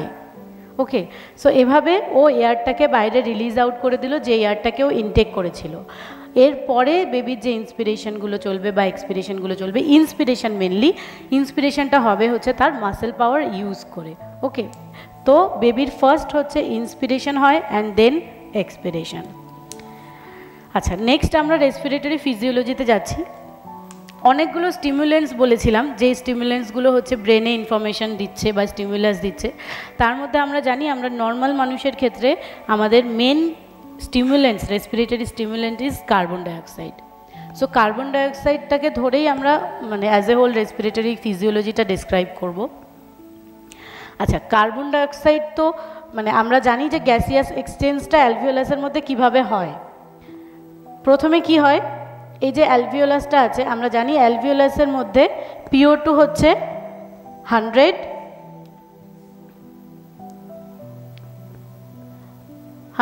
mm of Hg, R PCO2 হচ্ছে 40 mm of Hg। এটা নর্মাল সিচুয়েশনে। আর এই যে ফিডিং ভেসেলটা আসছে, ফিডিং ভেসেল যে অক্সিজেনটা নিয়ে আসছে, সেখানে PO2 থাকছে হচ্ছে 40 আর PCO2 থাকছে 45, তাই তো। এইটা নর্মাল সিচুয়েশন। আর আমরা জানি এইটাই যখন আবার অ্যালভিওলাসের সারফেসে আসবে, সেখানে গ্যাসিয়াস এক্সচেঞ্জ হবে, সো দ্যাট এবার যখন এই ভেসেলটা এখান থেকে ব্লাডটা বেরোবে, তখন সেখানে PO2 থাকবে 100 আর PCO2 থাকবে হচ্ছে 40। এটা নর্মাল সিনারিওতে। বাট আচ্ছা, আমাদের রেসপিরেটরি রেট নর্মালি কত আমরা জানি, 12 থেকে 18। তো এইটারই যদি মিডিয়ান ভ্যালু ধরে নিই 15, তাহলে আমাদের রেসপিরেটরি সাইকেল টাইম কত, 60 ডিভাইড বাই 15, মানে 4 সেকেন্ড আসবে। 4 সেকেন্ড পর পর তাহলে আমরা একটা করে ইন্সপিরেশন নিচ্ছি, তাই তো। সো এবার একটা জিনিস ভেবে দেখুন, একটা ইন্সপিরেশন হয়ে গেল, তার 4 সেকেন্ড পর কিন্তু আরেকটা ইন্সপিরেশন আসবে। তার আগে একটা কাণ্ড ঘটছে, এই যে জিনিসটা ঘটছে, অ্যালভিওলাসের কাছে ব্লাড ফ্লো আসছে, আবার সেই ব্লাড ফ্লোটা বেরিয়ে যাচ্ছে। এটা কেন হচ্ছে, মেনলি আমাদের কার্ডিয়াক সাইকেল টাইমের কারণে। ইচ কার্ডিয়াক সাইকেলে এই কাণ্ডটা ঘটছে, কিন্তু কার্ডিয়াক সাইকেল টাইম কত, 0.8 সেকেন্ড। 0.8 সেকেন্ড পর পর কিন্তু এই কাণ্ডটা ঘটে যাচ্ছে। ওকে, 0.8 সেকেন্ড। তাহলে এই যে 4 সেকেন্ড বললাম, একটা ইন্সপিরেশন আসার পরে নেক্সট ইন্সপিরেশন আসতে আরও 4 সেকেন্ড সময় আছে, কিন্তু তার মধ্যে এই কার্ডিয়াক সাইকেল টাইম দেখুন ক্যালকুলেট করে 5 বার চলে আসছে। 5 বারেই কিন্তু এই জিনিসটা হচ্ছে।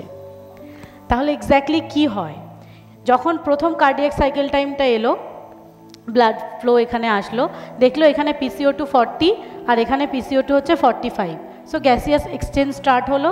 দেখা গেল প্রথমবারে এই কার্বন ডাইঅক্সাইডটা ডিফিউশন হয়ে, আমি শুধু কার্বন ডাইঅক্সাইডটা নিয়েই বলছি, অক্সিজেনটা বলছি না এখানে। সো PCO2 দেখা যাচ্ছে এখানে প্রথমবারে হলো 41।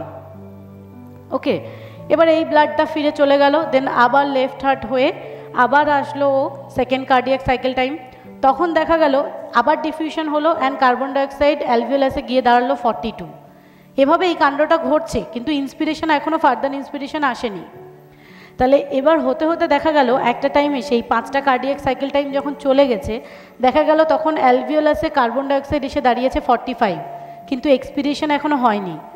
এক্সপিরেশন না হলে তো এই কার্বন ডাইঅক্সাইডটা বাইরে ওয়াশ আউট হতে পারছে না, এই কার্বন ডাইঅক্সাইডটা এখানে বাড়ছে। এবার বাড়তে বাড়তে দেখা গেল 45 হয়ে গেছে। এবার যখন 45, অ্যালভিওলাসের মধ্যেও কার্বন ডাইঅক্সাইড 45, তখন কি হবে, নেক্সট যে কার্ডিয়াক সাইকেল টাইম আসবে সেখানে PCO2 আবার 45। এবার যখন এই ব্লাডটা অ্যালভিওলাস সারফেস এরিয়াতে আসবে, দেখুন এখানে কি আর কোনো ডিফিউশন হবে? যেহেতু অ্যালভিওলাসের মধ্যেও কার্বন ডাইঅক্সাইড অলরেডি 45, সো দু জায়গাতেই যেহেতু 45, দ্যাটস ওয়াই কোনো ডিফিউশন কিন্তু আর পসিবল না। এবার আর ডিফিউশন হবে না। এই ব্লাডটাই যখন আবার ফিরে যাবে তখন কিন্তু এখানে PCO2 থাকবে 45।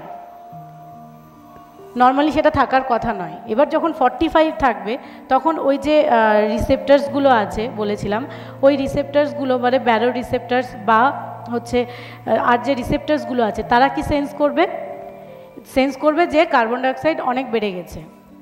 সো এবার যখন ওরা সেন্স করলো যে কার্বন ডাইঅক্সাইড অনেক বেড়ে গেছে, ও কি করবে? তাড়াতাড়ি ইনফরমেশন পাঠাবে টু দ্য বস, মানে আমাদের ব্রেনকে, যে কার্বন ডাইঅক্সাইড বেড়ে গেছে, তো এবার ইন্সপিরেশন স্টার্ট করো। ও ইনফরমেশনটা পাঠাবে হচ্ছে through the glossopharyngeal nerve two the brain.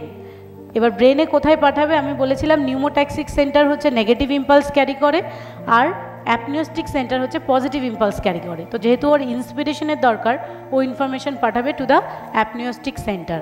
আচ্ছা, এই ছবিটা যদি এখানে একটু এঁকে রাখি একটু সুবিধা হবে।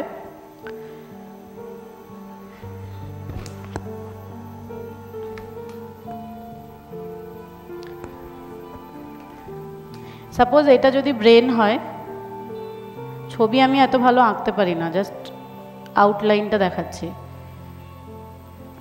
এটা হচ্ছে পন্স আর এটা হচ্ছে মেডুলা। আমরা জানি পন্স এরিয়াতে থাকে দুটো সেন্টার বলেছিলাম, একটা নিউমোট্যাক্সিক আর একটা হচ্ছে অ্যাপনিওস্টিক। নিউমোট্যাক্সিক যেটা সেটা হচ্ছে নেগেটিভ ইম্পালস, আর অ্যাপনিওস্টিক যেটা সেটা হচ্ছে পজিটিভ ইম্পালস। তো অ্যাপনিওস্টিক সেন্টারের কাছে যখন ইম্পালস আসলো যে এবার ইন্সপিরেশন স্টার্ট করতে হবে, ও সঙ্গে সঙ্গে সেই মানে স্টিমুলাসটা পাঠাবে টু দ্য মেডুলা এরিয়াতে আছে বাঞ্চ অফ নিউক্লিয়াই, একটা হচ্ছে ডরসাল রেসপিরেটরি গ্রুপ আর একটা হচ্ছে ভেন্ট্রাল রেসপিরেটরি গ্রুপ। ও পাঠাবে তখন ডরসাল রেসপিরেটরি গ্রুপকে পজিটিভ ইম্পালস, যে এবার ইন্সপিরেশন স্টার্ট করো। এবার ডরসাল রেসপিরেটরি গ্রুপও হচ্ছে পজিটিভ ইম্পালস ক্যারি করে, ও সেই ইম্পালসটা পাঠাবে টু দ্য, এক নম্বর হচ্ছে external intercostal muscle and second one is diaphragm. কারণ এগুলো হলো মেনলি আমাদের রেসপিরেটরি মাসেল। এবার যখন এক্সটার্নাল ইন্টারকস্টাল মাসেল ইনফরমেশন পেলো যে ওকে ইন্সপিরেশন স্টার্ট করতে হবে, ও কি করবে? ও কন্ট্রাক্ট করবে। এবার আগের ওই কথাটা মনে করুন, এক্সটার্নাল ইন্টারকস্টাল মাসেলগুলো আছে হচ্ছে ওপরের রিবের বাইরে, ভেতর থেকে নিচের রিবের বাইরের দিকে। সো ও যখন কন্ট্রাক্ট করবে তখন কি হবে? অ্যাজ এ হোল থোরাসিক ক্যাভিটির অ্যান্টেরোপোস্টেরিয়ার অ্যান্ড ল্যাটারাল ওয়ালের ডায়ামিটার উইল বি ইনক্রিজড। আর ও কন্ট্রাক্ট করে হচ্ছে total -5 centimetre of H2O pressure create করতে পারে। ওর কাজটা করে দিল। এবার নেক্সট ইম্পালসটা যাবে টু দ্য ডায়াফ্রাম। ডায়াফ্রাম বলেছিলাম মেন রেসপিরেটরি মাসেল, আর ও যখন কন্ট্রাক্ট করবে তখন অ্যাজ এ হোল থোরাসিক ক্যাভিটির লঙ্গিটিউডিনাল ডায়ামিটার ইনক্রিজ হবে, মানে অনেকটা ডায়ামিটার ইনক্রিজ হবে। আর ও মানে diaphragm total -20 centimetre of H2O pressure create করতে পারে।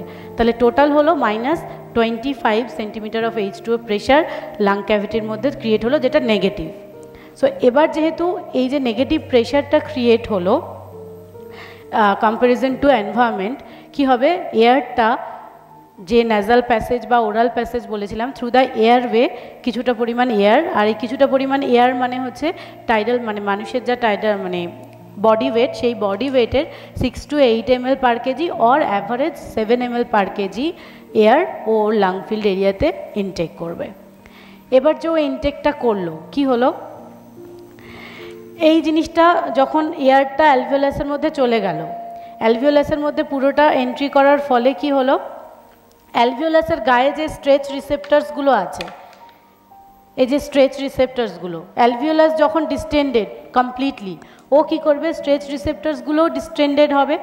এবার যখন স্ট্রেচ রিসেপ্টারগুলো ফুললি স্ট্রেচড, ও তখন আবার ইম্পালস পাঠাবে স্ট্রেচ রিসেপ্টার্সরা to the brain through the vagus nerve, যে আমরা পুরোপুরি ডিস্টেন্ডেড বা পুরোপুরি স্ট্রেচড, এবার ইন্সপিরেশন স্টপ করো। সো ও এবার যেহেতু এটা ইন্সপিরেশন স্টপ করার জন্য ইম্পালস পাঠাচ্ছে, তাহলে ও নেগেটিভ ইম্পালস পাঠাচ্ছে, and that will be sensed by this centre, pneumotaxic centre. Pneumotaxic centre যেহেতু নেগেটিভ ইম্পালস ক্যারি করে, ও ও ইনফরমেশন পেলো যে এবার রেসপিরেশনের মানে ইন্সপিরেশনটা স্টপ করতে হবে। সো ইন্সপিরেশন স্টপ করতে হলে ও এবার ইম্পালসটা পাঠাবে টু দ্য অ্যাপনিওস্টিক সেন্টার যে কাজ হয়ে গেছে, ইন্সপিরেশন এবার স্টপ করো। এবার যখন সেম রকমভাবে অ্যাপনিওস্টিক সেন্টার আবার নেগেটিভ ইম্পালস পাঠাবে to the dorsal respiratory group যে ইন্সপিরেশন স্টপ করতে হবে। ডরসাল রেসপিরেটরি গ্রুপ এই জিনিসটাই, এই ইনফরমেশনটাই আবার পাঠাবে to the external intercostal muscle and to the diaphragm. External intercostal মাসেলকে বলবে যে মানে inspiration complete, so you stop. Same রকমভাবে ডায়াফ্রামকেও তাই। এবার যখন এরা ইনফরমেশন পেলো যে স্টপ করতে হবে, এক্সটার্নাল ইন্টারকস্টাল মাসেল কী করবে, তখন তার নিজের জায়গা ফিরে যাবে, রিল্যাক্স করবে। সো ও যখন তার নিজের জায়গা ফিরে যাবে, ও যে স্পেসটা ক্রিয়েট করেছিল, ডায়ামিটারটা ইনক্রিজ করেছিল, ওই ডায়ামিটারটা লস হবে, মানে কমে যাবে।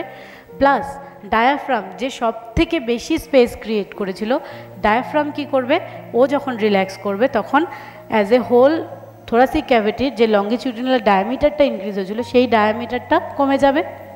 এবার দেখা যাবে কি যে লাংফিল্ড এরিয়ার মধ্যে একটা কম স্পেসের মধ্যে হিউজ পরিমাণ ভলিউম ইনটেক করা হয়ে গেছে কম্প্যারিজন টু এনভায়রনমেন্ট। তাহলে যে মানে জিনিসটা এখানে এয়ারটা অ্যাকুমুলেট হয়েছিল, এই অ্যাকুমুলেশনের মানে হওয়ার ফলে যে প্রেশারটা বেড়েছিল, সেই প্রেশারটা এতক্ষণ বেশি জায়গার মধ্যে ঠিকঠাক ছিল, কিন্তু এখন দেখা যাচ্ছে কম জায়গার মধ্যে অনেক বেশি প্রেশার হয়ে গেছে। তাহলে এয়ারটা এবার কি করবে, যে পথে ও ঢুকেছিল সেম সেই পথ দিয়েই বাইরে এনভায়রনমেন্টে রিলিজ আউট হবে। আর এটা যেহেতু কোনো মাসেল পাওয়ার ইউজ করতে হচ্ছে না, that's why expiration is the passive process.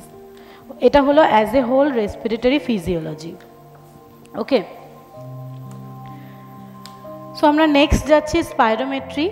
স্পাইরোমেট্রিও একটা ভীষণ বোরিং। আমি এখানে শুধুমাত্র স্পাইরোমেট্রির 4টে ভলিউম নিয়ে বলবো আর 4টে ক্যাপাসিটি নিয়ে বলবো। 4টে ভলিউম কি কি? একটা হচ্ছে টাইডাল ভলিউম।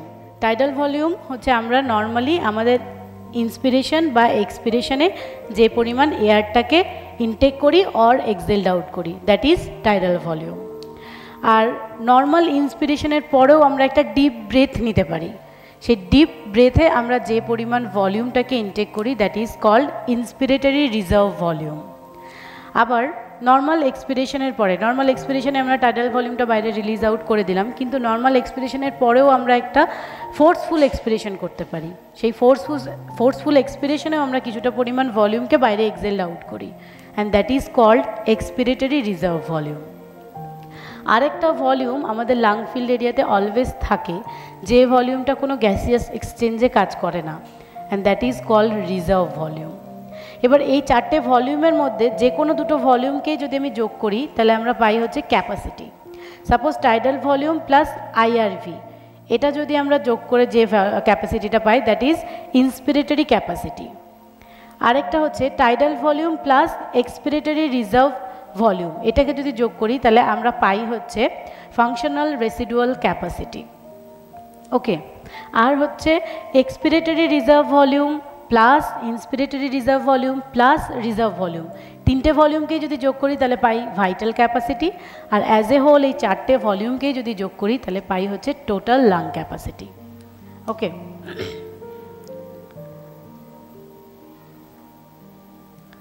আচ্ছা নেক্সট আমরা মুভ করছি গ্যাসিয়াস এক্সচেঞ্জ। গ্যাসিয়াস এক্সচেঞ্জটা আমি নর্মালি এই যেটা বললাম সেই কাণ্ডটাই ঘটে, কিন্তু গ্যাসিয়াস এক্সচেঞ্জে এটা ঘটলো মানে আমরা কি বললাম যে কার্বন ডাইঅক্সাইড নিয়ে আসলো এখান থেকে বা অক্সিজেন নিয়ে আসলো, সেই কার্বন ডাইঅক্সাইড অ্যান্ড অক্সিজেনের ডিফিউশন হলো, আবার যে ক্যাপিলারি মানে ক্যাপিলারিটা যখন ফেরত যাচ্ছে তখন সেটাতে কার্বন ডাইঅক্সাইড হচ্ছে 40 আর অক্সিজেন হচ্ছে 100। এই যে জিনিসটা হলো অ্যাকচুয়ালি কেন হলো, আর এখানে যে অক্সিজেনটা বয়ে নিয়ে আসছে, কে বয়ে নিয়ে আসছে? আমরা জানি আরবিসির মধ্যেকার হিমোগ্লোবিন অক্সিজেনটাকে বয়ে নিয়ে আসে, তাই তো? তো হিমোগ্লোবিন যে অক্সিজেনটাকে বয়ে নিয়ে আসলো, তারপর কেন ও অক্সিজেনটাকে টিস্যুতে গিয়ে ছেড়ে দিল, বা কেন ও এখান থেকে লাং ফিল্ড এরিয়া থেকে অক্সিজেন নিল? ও নাও নিতে পারতো, কিন্তু কেন নিল সেটা জানতে গেলে আমাকে দুটো এফেক্ট জানতে হবে আর যেতে হবে নেক্সট স্লাইড। সো এখানে যে দুটো এফেক্টের কথা বলছি সেগুলো হচ্ছে, একটা হচ্ছে বোর এফেক্ট আর একটা হচ্ছে হ্যালডেন এফেক্ট। এক্স্যাক্টলি কি হয়, যখন হিমোগ্লোবিন লেফট হার্টে আসে তখন ওর কাছে কি আমরা জানি অক্সিজেন ম্যাক্সিমাম, মানে ও অক্সিজেনে স্যাচুরেটেড। কিন্তু হিমোগ্লোবিনের একটা বাজে ক্যারেক্টার আছে যে হিমোগ্লোবিন অক্সিজেন বাদে আর সব মলিকিউলের সাথে ওর এফিনিটি অনেক বেশি। ও সাপোজ অক্সিজেনের সাথেই আছে, অক্সিজেন ওর মধ্যে অ্যাটাচড আছে, বাট এমন কোনো এনভায়রনমেন্টে গেল, সাপোজ অ্যাসিডিক এনভায়রনমেন্টে গেল, সেখানে গিয়ে দেখলো যে H+ আয়নও আছে, ও তখন কি করবে, অক্সিজেনকে ছেড়ে দেবে, দিয়ে H+ আয়নের সাথে বন্ড করে নেবে। এবার এই ক্যারেক্টারটা থাকার কারণেই যখন হিমোগ্লোবিন অক্সিজেনটাকে ক্যারি আউট করে টিস্যুতে নিয়ে গেল বা সেলে নিয়ে গেল, গিয়ে দেখলো কি যে সেখানে অ্যাসিডিক এনভায়রনমেন্ট, ও তখন কি করবে, ঝরঝর করে অক্সিজেনগুলোকে ছেড়ে দেবে নিজের থেকে, ছেড়ে দিয়ে H+, আর ওখানে যেহেতু টিস্যুতে আমরা একটা ইকুয়েশন জানি না যে যেহেতু মেটাবলিজম হয় তাহলে কার্বন ডাইঅক্সাইড অনেক বেশি থাকে, আর এই যে ইকুয়েশনটা এটা প্রত্যেকটা সেলে চলতে থাকে। প্রথমে তৈরি হয় কার্বন ডাইঅক্সাইড প্লাস জল দিয়ে H2CO3, সেটাই হচ্ছে আবার ভেঙে গিয়ে হয় H+ প্লাস HCO3 মাইনাস। এই দুটো ইকুয়েশন মানে এই ইকুয়েশনটা পুরোটাই হচ্ছে both wedge continue, carbonic anhydrous এনজাইমের উপস্থিতিতে। এটা আমরা সবার কাছে খুব পরিচিত এই ইকুয়েশনটা। কিন্তু এই যে কাণ্ডটা ঘটছে বললাম বোথ ওয়েজ, তাহলে বোথ ওয়েজটা কখন হবে, যখন কার্বন ডাইঅক্সাইড বেশি আছে তখন ইকুয়েশনটা রাইটে শিফট হবে অ্যান্ড প্রচুর পরিমাণে H+ আয়ন তৈরি হবে। বাট যখন এই জায়গাতেই H+ আয়ন বেশি আছে তখন কি হবে, ইকুয়েশনটা লেফটে শিফট হবে অ্যান্ড প্রচুর পরিমাণ কার্বন ডাইঅক্সাইড তৈরি হবে। ঠিক আছে, এটা সিচুয়েশন অনুযায়ী ইকুয়েশনটা রাইট আর লেফটে শিফট করে। তো এই সিচুয়েশানে যখন মানে হিমোগ্লোবিনটা গেল টিস্যুতে, তাহলে টিস্যুতে কী হবে, কার্বন ডাইঅক্সাইড বেশি, তার মানে H+ আয়নও অনেক বেশি, মানে ইকুয়েশনটা রাইটে শিফট হয়েছে। সো ও কি করবে, অক্সিজেনকে ছেড়ে দিয়ে H+ আর কার্বন ডাইঅক্সাইডকে ঘাড়ে করে নিয়ে চলে আসবে to the lung field area. এবার লাং ফিল্ড এরিয়াতে এসে কি দেখবে যে এখানকার এনভায়রনমেন্ট হচ্ছে অ্যালকালাইন, অ্যাসিডিক নেই। অ্যালকালাইন এনভায়রনমেন্টে এসে দেখবে যে এখানে তো কোনো কার্বন ডাইঅক্সাইড নেই, মানে এনভায়রনমেন্টটাই অ্যালকালাইন। ও তখন আবার কি করবে, দেখবে যে আছে এখানে প্রচুর পরিমাণ অক্সিজেন। সো ও কি করবে, এবার H+ আয়নকে ছেড়ে দেবে, আর এই সেম জিনিসটাই হবে, ইকুয়েশনটা লেফটে শিফট হবে। সো কার্বন ডাইঅক্সাইড তৈরি হবে and carbon dioxide will be washed out through the lung field area. আর যখন দেখবে যে আর কেউ নেই, অক্সিজেন আছে, তখন আবারও অক্সিজেনকে ধরে নিয়ে আবার লেফট হার্টে ফেরত যাবে। এই কাণ্ডটা হয়। এবার এই যে দুটো সিচুয়েশন বললাম, একটা হলো টিস্যুতে যেখানে ও অক্সিজেনকে ছেড়ে দিল, আরেকটা হলো লাং ফিল্ড এরিয়াতে যেখানে এসে ও আবার অক্সিজেনকে ধরে নিল। সো টিস্যুতে যে কাণ্ডটা ঘটলো দ্যাট ইজ বোর এফেক্ট, আর লাং ফিল্ড এরিয়াতে এই যে কাণ্ডটা ঘটলো এটা হচ্ছে হ্যালডেন এফেক্ট। ওকে, আর এখানে একটা টার্ম একটু জানা, যে that is venous admixture. Venous অ্যাডমিক্সচারটা অ্যাকচুয়ালি কি, এই যে যখন লেফট হার্টে ফেরত যাচ্ছে হিমোগ্লোবিন অক্সিজেনকে নিয়ে লেফট হার্টে ঢোকার জাস্ট আগের মুহূর্তে, তাহলে ও যেহেতু অক্সিজেনে স্যাচুরেটেড, তাহলে ওর সেই জায়গায় HbO2 বা SpO2 ম্যাক্সিমাম থাকার কথা, মানে 100% থাকার কথা, কিন্তু আদতে সেটা হয় না। এখানকার SpO2 কিন্তু কখনোই 100% থাকে না, হয় 97% বা 96% এই রেঞ্জে থাকে। এটা কেন থাকে, অ্যাকচুয়ালি ওই লেফট হার্টে ঢোকার আগের মুহূর্তের ঘটনাটা কি ঘটে, যে আমাদের যে অ্যাজ এ হোল এয়ারওয়ে আছে, এয়ারওয়েরও তো কিছু অক্সিজেন নিউট্রিয়েন্টস প্রয়োজন, ওদেরকেও তো খাদ্য দিতে হবে। তাহলে ওদেরকে কে সাপ্লাই দেয়, ওদেরকে সাপ্লাই দেয় হচ্ছে সিস্টেমিক সার্কুলেশনের ব্রঙ্কিয়াল আর্টারি। ব্রঙ্কিয়াল আর্টারি ওর জন্য অক্সিজেন বা খাদ্য এগুলো নিয়ে আসে। এবার যেহেতু এখানে আর্টেরিয়াল সিস্টেম আছে, তাহলে ভেনাস সিস্টেমও থাকবে, তাহলে ব্রঙ্কিয়াল আর্টারির মানে ব্রঙ্কিয়াল যে ভেনাস সিস্টেমটা থাকবে সেই ভেনাস সিস্টেমও ড্রেন করবে তাহলে নিশ্চয়ই সুপিরিয়র ভেনা কেভাতে, কিন্তু ও ড্রেন করে সুপিরিয়র ভেনা কেভাতে, বাট ওর একটা পার্ট ড্রেন করে হচ্ছে পালমোনারি ভেনে। আর আমরা জানি যে পালমোনারি ভেন সবসময় অক্সিজেনেটেড ব্লাড ক্যারি করে, যেহেতু এখানে পালমোনারি ভেনে কিছুটা পরিমাণ ভেনাস সিস্টেম মানে ওখানে ড্রেন আউট করছে, দ্যাটস ওয়াই ওখানকার স্যাচুরেশন মানে অক্সিজেন আর কার্বন ডাইঅক্সাইডের ডাইলিউশন হয়ে স্যাচুরেশনটা গিয়ে দাঁড়ায় 97% অর 96%, কখনোই এখানে 100% থাকে না। এবার এই জায়গায় কেন ভেনাস অ্যাডমিক্সচারটা বললাম, কি গুরুত্ব আছে ভেনাস অ্যাডমিক্সচারের। আমরা জানি যে ভেনাস সিস্টেমে কার্বন ডাইঅক্সাইড থাকে 45। এবার কোনো কারণে যদি এই ভেনাস সিস্টেমে কার্বন ডাইঅক্সাইডটা বাড়ে তাহলে কি হয়, কেন বাড়ে কার্বন ডাইঅক্সাইড? কার্বন ডাইঅক্সাইডটা বাড়ে যদি আমাদের বডিতে মেটাবলিজম বেশি হয়, যত বেশি মেটাবলিজম হবে তত বেশি কার্বন ডাইঅক্সাইড তৈরি হবে বডিতে। এবার যখন কার্বন ডাইঅক্সাইডটা বেশি আছে, এখানে যেহেতু আমাদের বডির ওই যে বললাম যে মানে কিছু এবিজি মেশিনের সিস্টেম আছে যারা হচ্ছে প্রতি মুহূর্ত পিএইচ, PO2 এগুলোকে সেন্স করে চলেছে। সেম রকমভাবেই যখন এই ব্লাডটাই আর্ট্রাফ অ্যাওর্টাতে যাবে তখন ও সেন্স করবে ওখানে কার্বন ডাইঅক্সাইড কত আছে। এবার যদি দেখে যে এখানে কার্বন ডাইঅক্সাইড বেড়ে গেছে, তাহলে কি হবে? এই যে মানে ড্রেনটা হলো ভেনাস সিস্টেমটা, এটা কোথাকার? আমরা বললাম যে এটা হচ্ছে সিস্টেমিক সার্কুলেশনের। তাহলে যদি কোনো কারণে কার্বন ডাইঅক্সাইড বেড়ে যায়, তার মানে সিস্টেমিক সার্কুলেশনের কার্বন ডাইঅক্সাইড বেড়েছে। আর সিস্টেমিক সার্কুলেশনের কার্বন ডাইঅক্সাইড তখনই বাড়বে যদি মেটাবলিজম বেশি থাকে, আর এটাই আমাদেরকে বলে দেবে যে বডিতে মেটাবলিজম বেড়েছে। That's why venous admixture is most important এখানে, যে কারণ যেটা দিয়ে আমরা জানতে পারি যে বডিতে মেটাবলিজম কীরকম আছে, নর্মাল নাকি বেশি, এই কার্বন ডাইঅক্সাইডটার জন্য। ওকে, সো এই জন্য ভেনাস অ্যাডমিক্সচারটা এখানে বললাম। আচ্ছা, নেক্সট আমরা যাচ্ছি হচ্ছে রেসপিরেটরি ডিটারমিনেন্টস। এই এতক্ষণ হলো রেসপিরেটরি সিস্টেমস, এবার আমরা মেন মেকানিক্যাল ভেন্টিলেশনে এন্ট্রি করতে চলেছি। সো রেসপিরেটরি ডিটারমিনেন্টস আমাদের কী আছে? Volume, flow, pressure. এই তিনটে রেসপিরেটরি ডিটারমিনেন্টসই আমরা কাজে লাগাচ্ছি হচ্ছে মেকানিক্যাল ভেন্টিলেশনের জন্য। বাট আমাদের কাছে শুধু ফ্লো ডিপেন্ডেন্টও কিছু মেশিন আছে যেগুলোকে আমরা HFNO বলি, high flow nasal oxygen device, যেগুলোতে আমরা শুধুমাত্র ফ্লো দিই পেশেন্টকে, মানে ফ্লোর ওপর ডিপেন্ড করে এরা রেসপিরেটরি সিস্টেমটাকে চালায়। সো আমাদের নর্মাল রেসপিরেটরি ফ্লো হচ্ছে 30 লিটার পার মিনিট, বাট HFNOতে আমরা 60 লিটার পার মিনিট, আবার কোনো কোনো মেশিনে আমরা 80 লিটার পার মিনিট পর্যন্ত ফ্লো পেশেন্টকে প্রোভাইড করতে পারি। আর নন ইনভেসিভ ভেন্টিলেশনের মধ্যে আছে বাইপ্যাপ, সেটা হচ্ছে প্রেশার, ফ্লো দুটোই আমরা ইউজ করতে পারি। বাট মেকানিক্যাল ভেন্টিলেশন যেটা আছে তার ক্ষেত্রে আমরা এই তিনটেই ইউজ করি, ভলিউম, ফ্লো অ্যান্ড প্রেশার।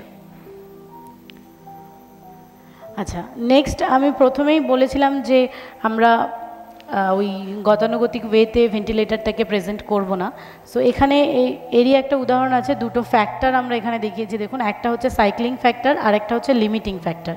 এগুলো মেনলি হচ্ছে যখন কোনো একটা পেশেন্ট ডেফিনেট মোডে আছে, VC or PC, volume cycled or pressure controlled মোডে আছে, তখন হচ্ছে এই ফ্যাক্টর দুটো ইম্পর্টেন্ট।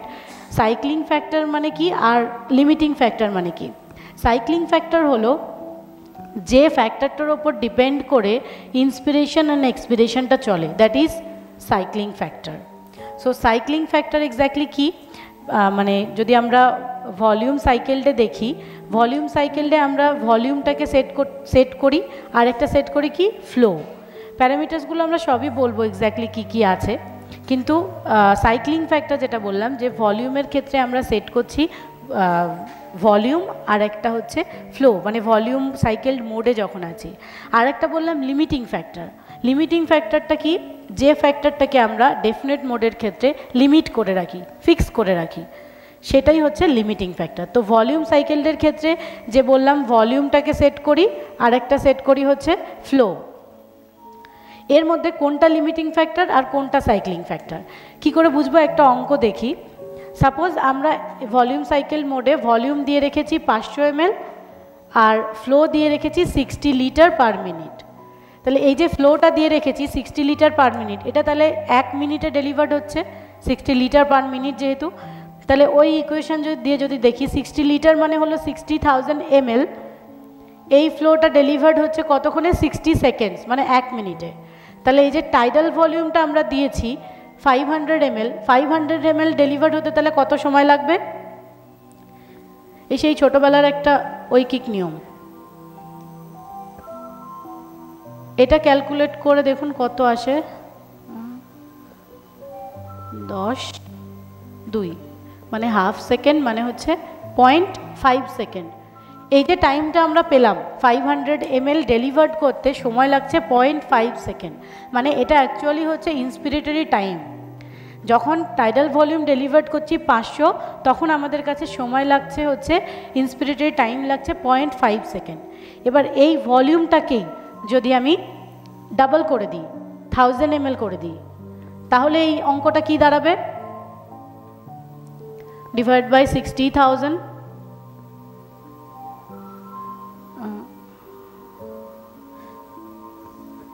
1 সেকেন্ড। ডিফারেন্স দেখুন, যখন আমি ভলিউম বাড়িয়েছি তখন কিন্তু আমার ইন্সপিরেটরি টাইমটাও বেড়েছে। দ্যাটস ওয়াই ইন্সপিরেটরি টাইমটা ডিপেন্ড করছে কিন্তু এই ভলিউমের ওপর সাইকেল করে ইন্সপিরেটরি টাইমটা চেঞ্জ হচ্ছে। দ্যাটস ওয়াই ভলিউম সাইকেলড মোডে volume is the cycling factor. আর এই থ্রু আউট দ্য প্রসেস দেখুন ফ্লোটাকে আমি লিমিট করে রেখেছি, that's why flow is the limiting factor. আবার যখন সেম রকমভাবে পিসিতে যাব, প্রেশার কন্ট্রোল, এখানে নামেই আছে প্রেশার কন্ট্রোল, মানে হচ্ছে প্রেশারটাকে আমি কন্ট্রোল করছি, that's why pressure is the limiting factor in PC mode. আবার যখন এই প্রেশার কন্ট্রোল মোডে আছি তখন দেখুন যে আমরা directly or indirectly I time set করে দিই। সেটা যে কোনো ভেন্টিলেটারে হচ্ছে আই টাইম সেট করা যায় ডিরেক্টলি, সেখানে আমরা আই টাইম সেট করে দিই। মানে এই যে এটা ক্যালকুলেশনে বের করলাম, এই ক্যালকুলেশন না করেই আমরা আই টাইম সেট করতে পারি পেশেন্টের, মানে এই রকম ক্যালকুলেশন না করে, অবশ্যই ক্যালকুলেট করেই আমরা আই টাইম সেট করি, সেটা আমি পরে দেখাচ্ছি, কিন্তু ডিরেক্টলি আমরা আই টাইম সেট করতে পারি।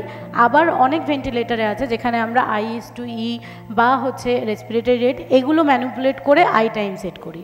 সো আই টাইম এখানে হচ্ছে তাহলে সাইক্লিং ফ্যাক্টর, বিকজ আই টাইমটা যেহেতু সেট করছি তাহলে ইন্সপিরেটরি টাইমটাকে সেট করে দিচ্ছে, আর সেই টাইমের ওপর বেস করে ইন্সপিরেশন বা এক্সপিরেশন হবে।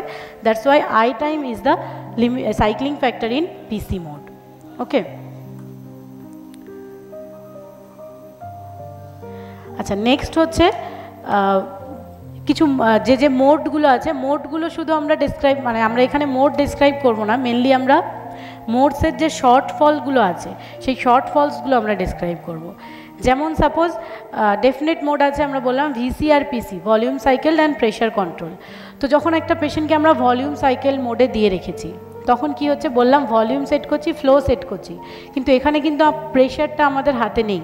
সো প্রেশারটা আমরা সেট করতে পারছি না, যেখানে আমরা প্রেশার সেট করতে পারছি না। সাপোজ এই পেশেন্টটাই ট্রিট করছি যেটাকে, সেটা হচ্ছে টাইপ 1 ফেলিওর। আমরা জানি টাইপ 1 ফেলিওরের ক্ষেত্রে তার লাং সারফেস এরিয়াটা কমে যায়, সেটা সিক্রেশন দিয়ে হোক বা ওয়াটার দিয়ে হোক, লাং সারফেস এরিয়াটা কমে গেছে, বা হচ্ছে কোনো কারণে কোলাপস হয়েছে। এই যে লাং সারফেস এরিয়াটা কম থাকার কারণে কি হয়েছে, ভলিউমটা আমরা জানি যে কমের দিকে সেট করি, কিন্তু এই কম জায়গার মধ্যে যদি আমি ভলিউম বেশি দিয়ে ফেলি তাহলে কি হবে, প্রেশারটা অনেক বেশি হবে। মেশিন দেখবো একটা টাইমে গিয়ে কন্টিনিউয়াস অ্যালার্ম দিয়ে যাচ্ছে peak pressure high, peak pressure high. That means আমি যখন ভলিউম সাইকেল মোডে আছি তখন আমার হাতে প্রেশারটা নেই, প্রেশারটাকে আমি কন্ট্রোল করতে পারছি না, প্রেশারটা বিয়ন্ড কন্ট্রোল যেতে পারে। সেই জন্য ভলিউম সাইকেল মোডে এটা হচ্ছে একটা শর্টফল, যে ভলিউম সাইকেল মোডে আমি প্রেশারটাকে কন্ট্রোল করতে পারি না। তাহলে এই পেশেন্টটাকে আমি তখন কি করব, নিশ্চয়ই পিসিতে কনভার্ট করব, যেহেতু আমি প্রেশারটাকে কন্ট্রোল করতে চাচ্ছি এবার। আবার প্রেশার কন্ট্রোল মোডে কি হয়, ভলিউমটাকে আমি লিমিট করতে পারি না। প্রেশার কন্ট্রোল মোডে আমি যা প্রেশার দিয়ে রেখেছি সেই প্রেশারে ভলিউমটা জেনারেট করবে। বাট এই পেশেন্টটাই আবার যদি তার ভলিউম রিকোয়ারমেন্ট কম থাকে তাহলে যা প্রেশার দিয়ে রেখেছি সেই প্রেশারে তাহলে ভলিউমটা তার জন্য ম্যাক্সিমাম হবে।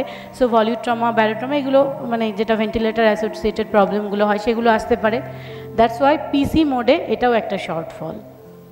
আবার supported mode SIMV, synchronised intermediate mandatory ventilation, এটারও VC/PC থাকে, কিন্তু SIMV মোডে কি হয়, SIMV মোডটা বলছি যেহেতু সাপোর্টেড মোড মানে হচ্ছে আমরা একটা রেসপিরেটরি রেটস মানে এখানে সেট করে দিই, সেই রেসপিরেটরি রেটগুলো কী হয়, সেই রেসপিরেশনগুলো মেশিন ম্যান্ডেটরিলি পেশেন্টকে ডেলিভার্ড করে।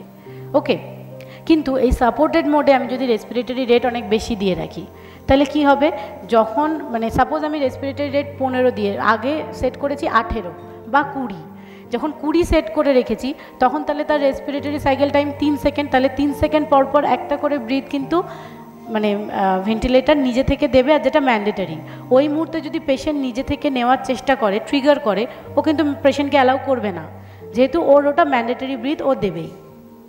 বাট এখানেই যদি আমি রেসপিরেটরি রেটটা কমিয়ে রাখি, 15 করি বা হচ্ছে 12 করি, তাহলে কি হবে, 12 যদি 15 করি তাহলে 4 সেকেন্ড পর পর একটা ব্রিথ দেবে, ওই 4 সেকেন্ডের মাঝে কিন্তু পেশেন্ট নিজে থেকে লিবারেল নেওয়ার জন্য। ওকে, দ্যাটস ওয়াই সাপোর্টেড মোডের ক্ষেত্রে কী হবে, আমাকে রেসপিরেটরি রেটটা কমের দিকে রাখতে হবে যাতে পেশেন্ট নিজে থেকে নিতে পারে, পেশেন্টকে অ্যালাউ করতে পারি। ওকে, এটা তাহলে SIMV মোডের ক্ষেত্রে এটা একটা শর্টফল যদি আমরা রেসপিরেটরি রেট বাড়িয়ে রাখি দেন। আর স্পন্টেনিয়াস মোড, এখানে তো আমরা কোনোভাবেই ফ্লো বা আই টাইম কিছুই সেট করি না, এখানে পেশেন্ট নিজে থেকে নেয়, নিজে থেকে ব্রিথ নিতে পারে। কিন্তু এখানে যদি আমরা সাপোর্টটা কমের দিকে রাখি কোনো কারণে, দেখা যাচ্ছে পেশেন্টের রিকোয়ারমেন্ট তখন অনেক বেশি, তাহলে কিন্তু পেশেন্টের ওয়াক অফ ব্রিদিং বাড়ার চান্স থাকে। দ্যাটস ওয়াই যখন স্পন্টেনিয়াস মোডে রেখেছি তখন তাকে সাফিসিয়েন্ট সাপোর্ট কিন্তু দিতে হবে, না হলে পেশেন্টের ওয়াক অফ ব্রিদিংটা বাড়বে। ওকে, আচ্ছা, নেক্সট প্যারামিটার্সগুলো সম্পর্কে একটু জেনে নিই। প্যারামিটার্সগুলো যেগুলো এখানে বলবো সেগুলো হচ্ছে যে প্যারামিটার্সগুলো ট্রাবল শুটিং বা প্যারামিটার্সগুলো এক্স্যাক্টলি কীভাবে সেট করি আমরা এখানে, সেটাই শুধু মানে আমাদের যা স্ট্র্যাটেজি আছে সেটাই আমরা এখানে শেয়ার করছি। ওকে, সো ফার্স্টলি দেখুন রেসপিরেটরি রেট। এটা আমরা সবাই জানি যে রেসপিরেটরি রেট আমরা টাইপ 1 পেশেন্টের ক্ষেত্রে বাড়িয়ে রাখি আর টাইপ 2 এর ক্ষেত্রে কমিয়ে রাখি। কিন্তু এটা কেন রাখি? একটা ইকুয়েশন দেখুন, আমরা জানি minute ventilation is equal to tidal volume into respiratory rate. কোনো একটা পেশেন্টকে যখন আমি ভেন্টিলেটারে দিচ্ছি তাহলে আমার মেন টার্গেট থাকছে হচ্ছে এই মিনিট ভেন্টিলেশনটাকে অ্যাচিভ করানো। তাহলে এবার যখন একটা পেশেন্ট টাইপ 1 ফেলিওর, তাহলে তার লাং সারফেস এরিয়াটা কম, লাং সারফেস এরিয়া যখন কম তখন আমাকে এই টাইডাল ভলিউমটা কমের দিকে রাখতে হয়। কিন্তু টাইডাল ভলিউম যেহেতু আমি কমের দিকে রাখছি, এই ফ্যাক্টরটাকে যদি আমি কমিয়ে রাখি তাহলে আমার সাফিসিয়েন্ট মিনিট ভেন্টিলেশন অ্যাচিভ করাতে গেলে আমার হাতে আছে কিন্তু এই রেসপিরেটরি রেট। দ্যাটস ওয়াই আমরা টাইপ 1 ফেলিওরের ক্ষেত্রে রেসপিরেটরি রেটটা বাড়িয়ে রাখি।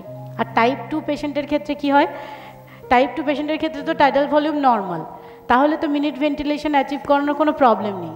কিন্তু টাইপ 2 পেশেন্টের ক্ষেত্রে আমরা রেসপিরেটরি রেটটাকে কমিয়ে এই কারণে রাখি, সাপোজ একটা সিওপিডি পেশেন্ট, তার রেসপিরেটরি রেট আমি প্রথমে সেট করে রেখেছি 20, তাহলে এখানে তার রেসপিরেটরি সাইকেল টাইম কত আসছে? 3 সেকেন্ড। 60 ডিভাইড বাই 20 করলে 3 সেকেন্ড আসছে। এবার এই 3 সেকেন্ডকেই যদি আমি ইন্সপিরেশন আর এক্সপিরেশনে ডিভাইড করি, আমরা জানি যে আমাদের ফিজিওলজিক্যাল ইন্সপিরেটরি টাইম কখনোই 1 সেকেন্ডের বেশি হয় না। তো আমি যদি 1 সেকেন্ডটাকে ইন্সপিরেটরি টাইম ধরে নিই তাহলে বাকি থাকছে 2 সেকেন্ড, যেটা আমার এক্সপিরেশনে কাজে দেবে। আর সিওপিডি পেশেন্ট বা টাইপ 2 ফেলিওর পেশেন্ট, তার ক্ষেত্রে কিন্তু কার্বন ডাইঅক্সাইডটা ওয়াশ আউট হচ্ছে আমার মেন টার্গেট। তো আমি 2 সেকেন্ড সময় পেলাম কার্বন ডাইঅক্সাইডটাকে ওয়াশ আউট করানোর জন্য। এবার এই 20 রেটটাকেই আমি করছি 15, তাহলে এখন রেসপিরেটরি সাইকেল টাইম দেখুন 60 ডিভাইড বাই 15 করলে আসে 4 সেকেন্ড। সেম রকমভাবে যদি আমি এটাকে ডিভাইড করি তাহলে ইন্সপিরেশন হচ্ছে 1 সেকেন্ড আর এক্সপিরেশন হচ্ছে 3 সেকেন্ড। তাহলে এখানে আমি বেশি সময় পেলাম কার্বন ডাইঅক্সাইডটাকে ওয়াশ আউট করানোর জন্য।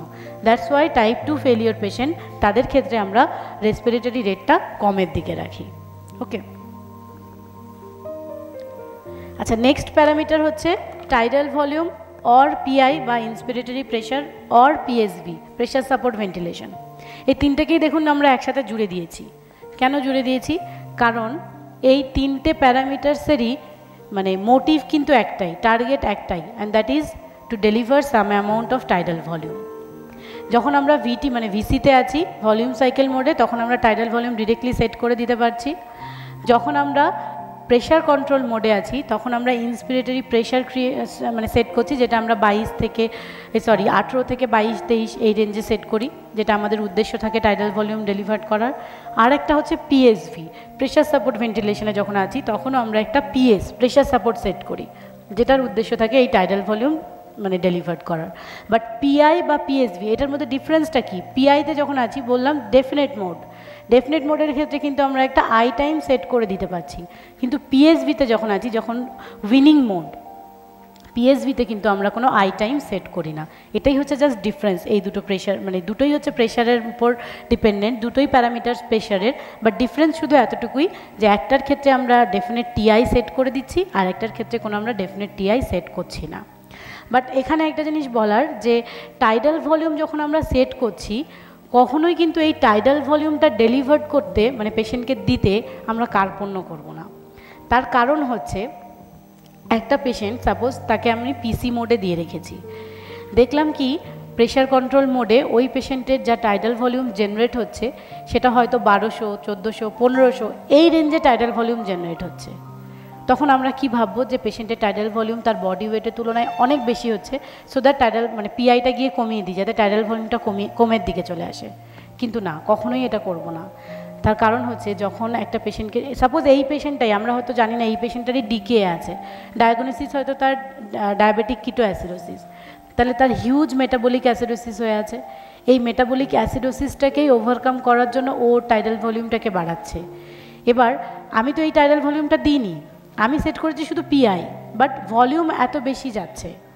কিন্তু এই সিচুয়েশানে আমাকে শুধু একটা জিনিস মেজার করতে হবে, অ্যান্ড দ্যাট ইজ পি প্ল্যাট বা প্ল্যাটু প্রেশার, যেটা আমি পরে ডিটেলস বলবো। প্ল্যাটু প্রেশার মানে হচ্ছে অ্যালভিওলাসের মধ্যেকার প্রেশার। এই প্রেশারটা যদি তার নর্মাল রেঞ্জে থাকে তাহলে পেশেন্টকে আমি এই ভলিউমটা নিতে অ্যালাউ করব, কারণ পেশেন্ট নিজে থেকে এই টাইডাল ভলিউমটা জেনারেট করছে যেখানে তার প্ল্যাটু প্রেশার বাড়েনি। তাহলে তার লাংসের কোনো ক্ষতি হচ্ছে না, কিন্তু তার এই ভলিউমটা দরকার। তখন কিন্তু আমি এই ভলিউমটা দিতে কখনোই কার্পণ্য করব না, আমি তখন এই পেশেন্টটাকে এই ভলিউমটা নিতেই অ্যালাউ করব। ওকে, নেক্সট হচ্ছে পিআইএফ, আইএস2ই অ্যান্ড টিআই। এদের তিনজনকেও আবার আমরা একসাথে করে দিয়েছি। এটা কেন একসাথে করেছি?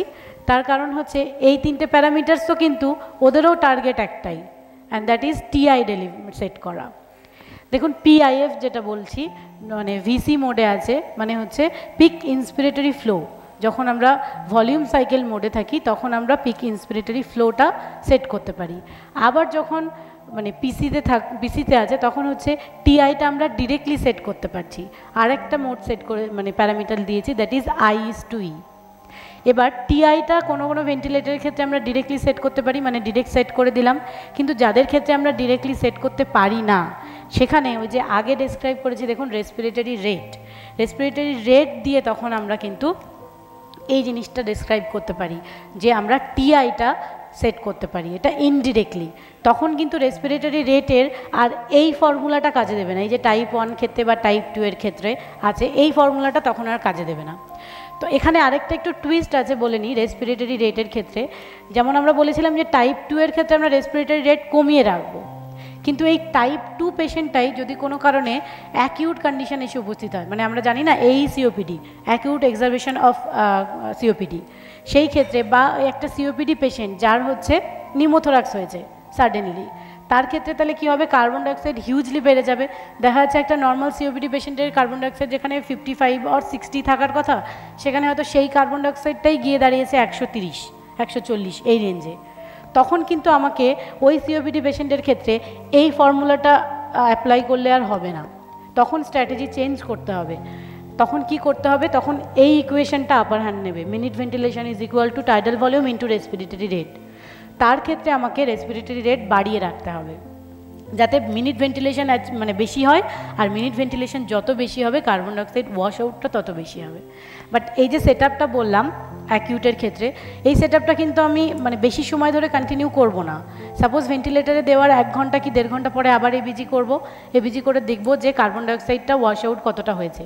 যদি দেখি যে সেই ওই পেশেন্টের কার্বন ডাইঅক্সাইড যত থাকার কথা সিওপিডি পেশেন্টের ক্ষেত্রে একটু বেশিই থাকার কথা, ওই রেঞ্জে চলে এসছে, তখন আবার আমরা ব্যাক করব এই স্ট্র্যাটেজিতে যেখানে আমরা রেসপিরেটরি রেটটা কমিয়ে রাখবো।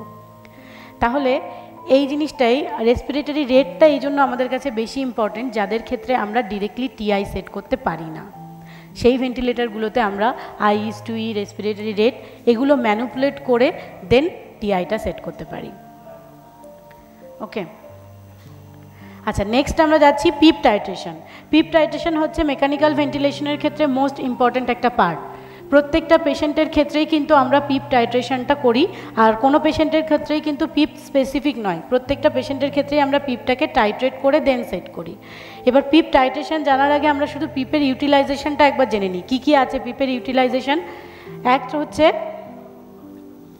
এয়ারওয়ে ডিস্টেনশন বা ডায়ালেটেশন, 2 হচ্ছে অ্যালভিওলার ডিস্টেনশন, 3 হচ্ছে oxygenation, and the 4th one is easy inspiration.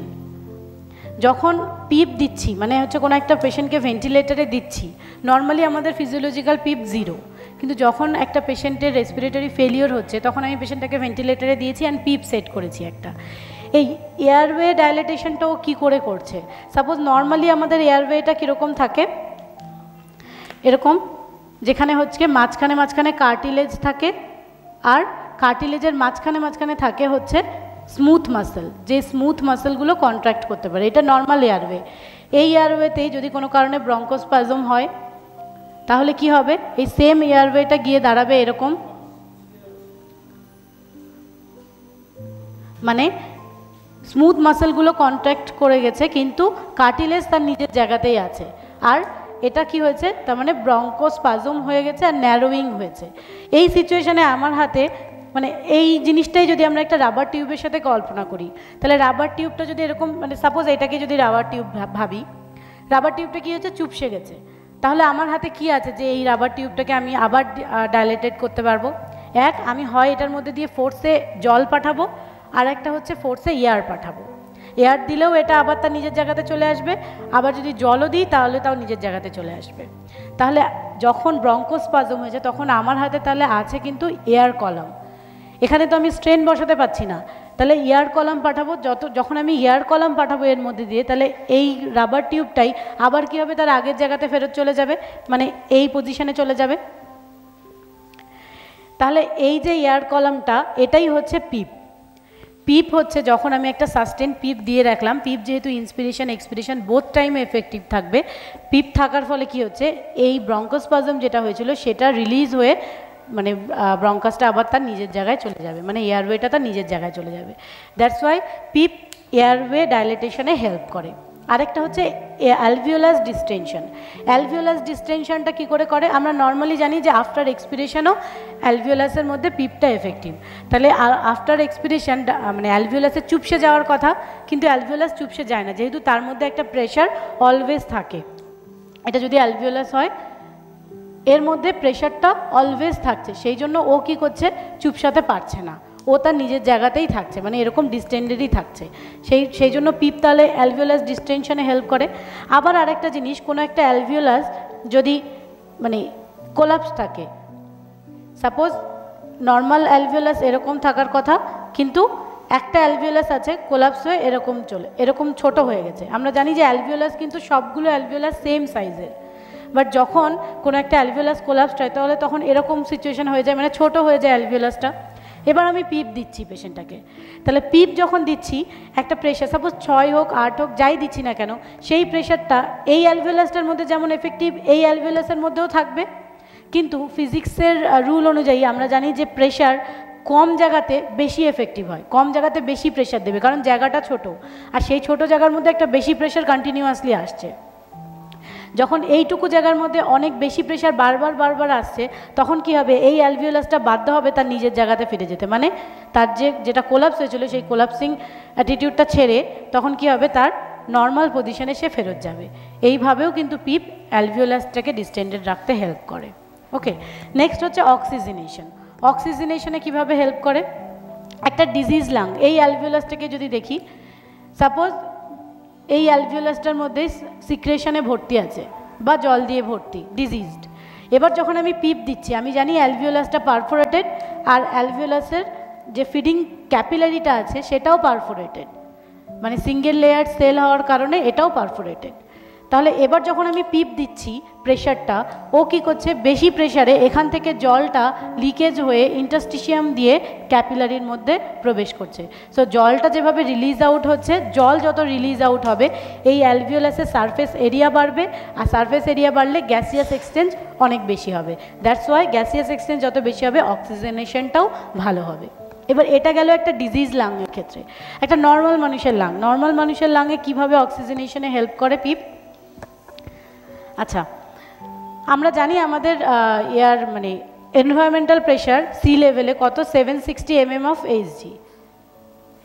এর মধ্যে 21% অক্সিজেন, 21% হচ্ছে অক্সিজেন, মানে অক্সিজেনের পার্শিয়াল প্রেশার। তাহলে 760 21 করুন, কত হবে, ওই অ্যারাউন্ড 160 মতো। এটা নর্মাল থাকে মানে PO2, মানে পার্শিয়াল প্রেশার অফ অক্সিজেন। কিন্তু এই প্রেশারটাকে যদি আমি বাড়াই, এই প্রেশারটাকে বাড়ালে কী হবে, সাপোজ আমি 1000 করে দিলাম, তাহলে 21%ই অক্সিজেন আছে, কিন্তু এখন অক্সিজেনের পার্শিয়াল প্রেশার তাহলে কত থাকবে যদি 21 হয়, দেখুন 210 mm of Hg।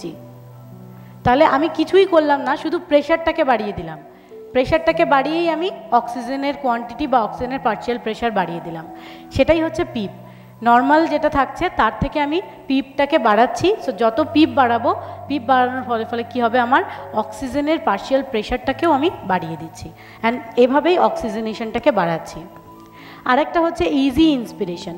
Easy ইন্সপিরেশনটা exactly কীভাবে হয়, আমাদের নর্মাল মানুষের ক্ষেত্রে ইন্সপিরেটরি আর এক্সপিরেটরি গ্রাফ যদি আমি দেখি, নর্মাল মানুষের ক্ষেত্রে কি থাকে, এরকমভাবে এটা যদি সি লেভেল 0 ধরে নিই, তাহলে এই সি লেভেলের এগেনস্টে গিয়ে আমরা আমাদের মাসেল পাওয়ার ইউজ করে একটা ট্রিগার করি নেগেটিভ প্রেশার, যেটা এক্সটার্নালি ইন্টারকস্টাল মাসেল করতে পারে।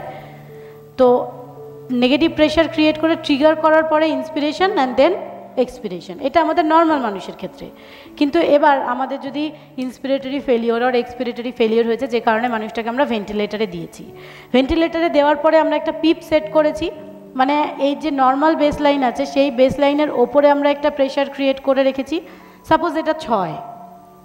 তাহলে এবার যখন মানুষটা ইন্সপিরেশন নেবে তখন ওকে আর এই বেস লাইনটাকে কাজে লাগাতে হবে না, অলরেডি একটা প্রেশার আমি দিয়ে রেখেছি যেটাকে ও বেস লাইন হিসেবে ইউজ করবে, আর এটাকে বেস লাইন হিসেবে ইউজ করে ও নেগেটিভ প্রেশার ক্রিয়েট করবে আর ট্রিগার করবে, so that inspiration and expiration হবে।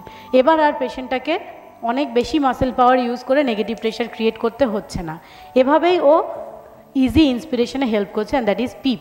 পিপ এভাবেই আমাদের ইন্সপিরেশন নিতে হেল্প করে। সো এগুলো গেল হচ্ছে পিপের ইউটিলিটি।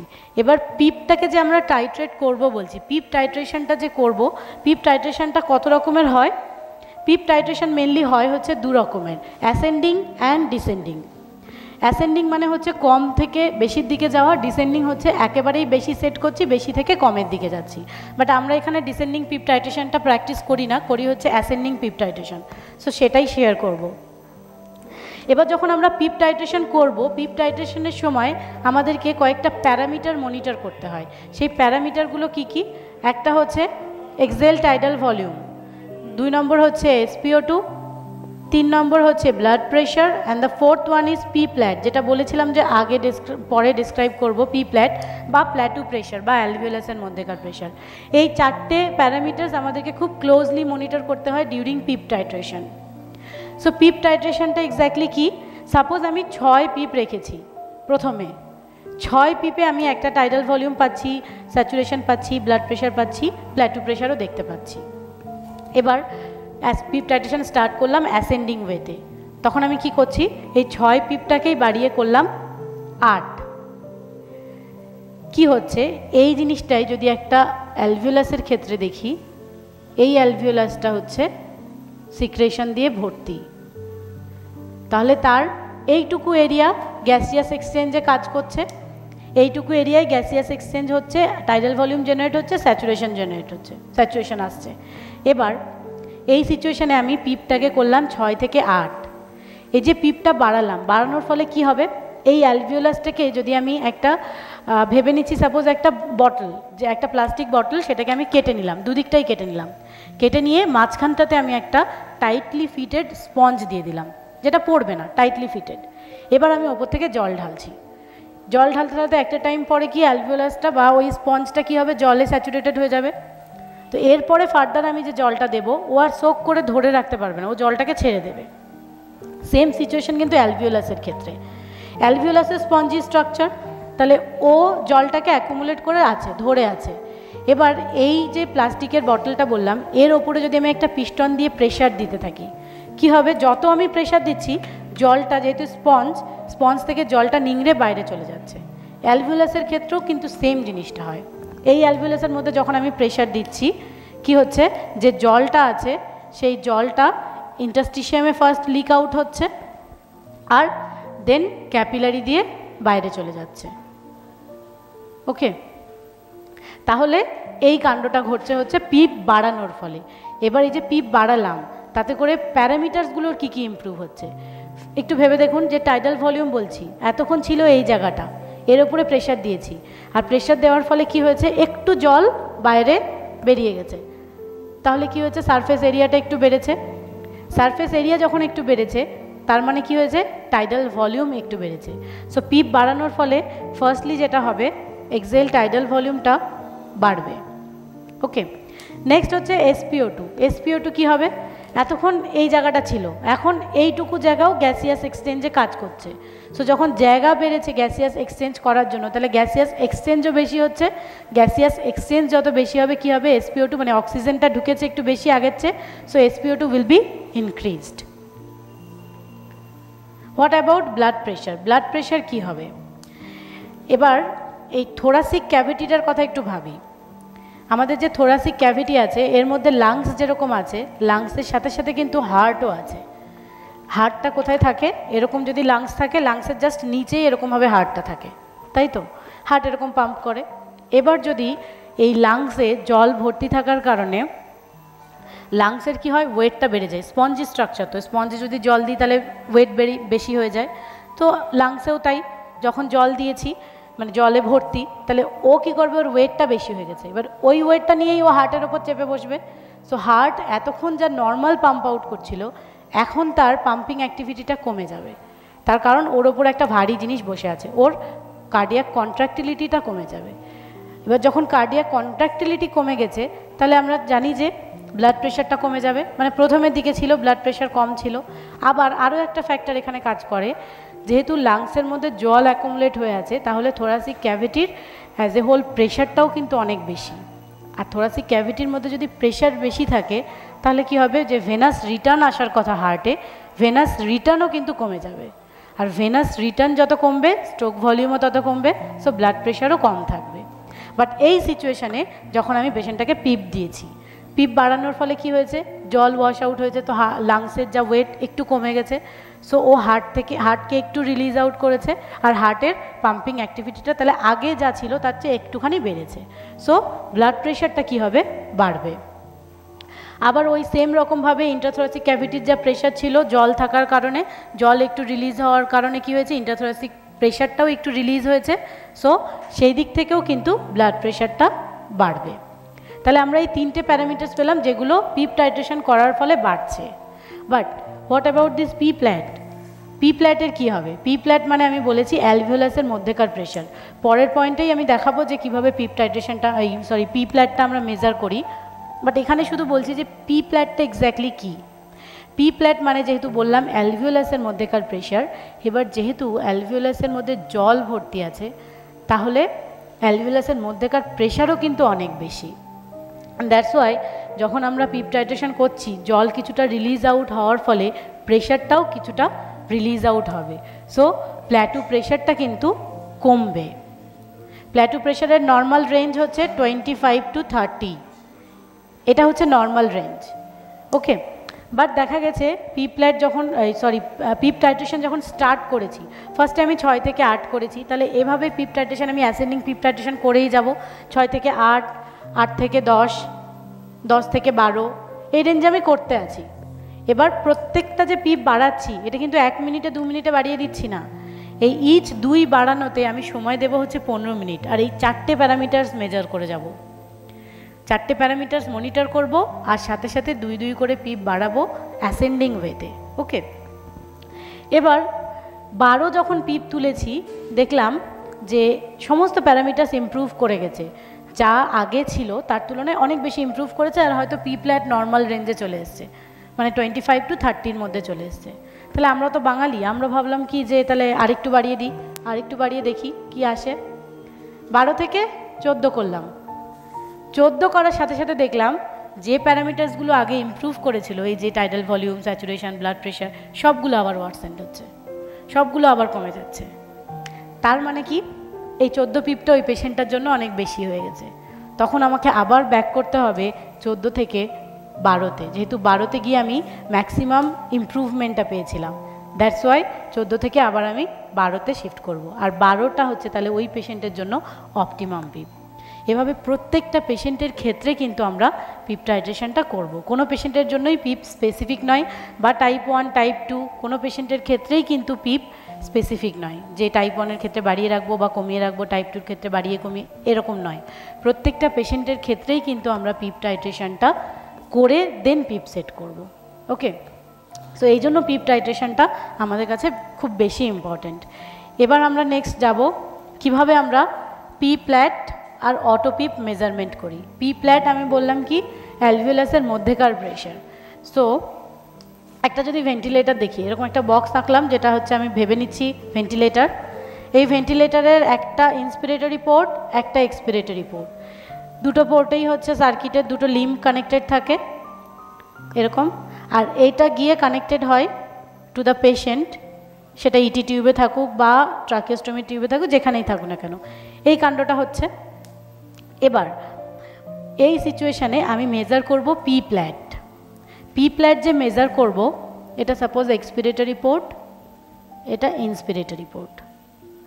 পি প্ল্যাট মেজার করলে কি হবে, অ্যালভিওলাসের মধ্যেকার প্রেশারটা দেখতে পাবো। এই যে পি প্ল্যাটটা মেজার করছে, এটা অনেকটা ওই মানে গাড়ির চাকাতে হাওয়া ভরার মতো ব্যাপার। আমরা যখন গাড়ির চাকাতে হাওয়া ভরি, আমরা কি গাড়ির চাকার প্রত্যেকটা টিউবে ম্যানোমিটার লাগিয়ে লাগিয়ে চেক করি যে প্রেশার কত আছে, এই জায়গার প্রেশার, এই জায়গার প্রেশার কত আছে? করি না। আমরা জাস্ট একটা জায়গাতেই কানেক্ট করি। কানেক্ট করলে আমরা জানতে পারি যে পুরো টিউবটার মধ্যে কতটা প্রেশার আছে। সেমভাবে ওই টেকনিকটাকে কাজে লাগিয়েই কিন্তু আমরা এই পি প্ল্যাটটা মেজার করছি। সেটা কিভাবে? ভেন্টিলেটারের দুটো বাটন থাকে, একটা হচ্ছে ইন্সপিরেটরি পজ আর একটা হচ্ছে এক্সপিরেটরি পজ। যখন আমরা পি প্ল্যাটটা মেজার করি তখন আমরা ইন্সপিরেটরি পজটা প্রেস করি। ইন্সপিরেটরি হোল্ড আর ইন্সপিরেটরি পজ এই নামেই থাকে। তো ইন্সপিরেটরি হোল্ডটা আমরা দিই হচ্ছে 0.5 সেকেন্ড। আমরা জানি আমাদের inspiratory physiological inspiratory time is 1 second. So তার হাফ মানে 0.5 সেকেন্ড আমরা ইন্সপিরেটরি পজটা দিচ্ছি। এবার ইন্সপিরেটরি পজ দিলে কি হচ্ছে, যখন আমরা ইন্সপিরেটরি পজ দিচ্ছি তখন এই এক্সপিরেটরি পোর্টের এখানে একটা ভাল্ব থাকে, এই জায়গা, এই ভাল্বটা ক্লোজ হয়ে যাচ্ছে, এই ভাল্বটা বন্ধ। আর এই ভাল্বটা বন্ধ মানে কি, এক্সপিরেশন হচ্ছে না, সো এয়ারটা কিন্তু বাইরে যেতে পারছে না। আর ইন্সপিরেটরি হোল্ড যেহেতু দিয়েছি, তাহলে যতক্ষণ আমি ইন্সপিরেটরি হোল্ড দিয়ে রেখেছি ততক্ষণ কিন্তু ফার্দার কোনো ইন্সপিরেশন আর হচ্ছে না। এবার একটু ভেবে দেখুন, এখান দিয়ে কোনো ইন্সপিরেশন হচ্ছে না, এই পোর্টটাও বন্ধ, তাহলে যে অ্যাজ এ হোল যে এয়ারটা আছে, এয়ার কলম, এই ইন্সপিরেটরি লিম্বে, এক্সপিরেটরি লিম্বে, ওইটা তাহলে গিয়ে পৌঁছাচ্ছে কোথায়?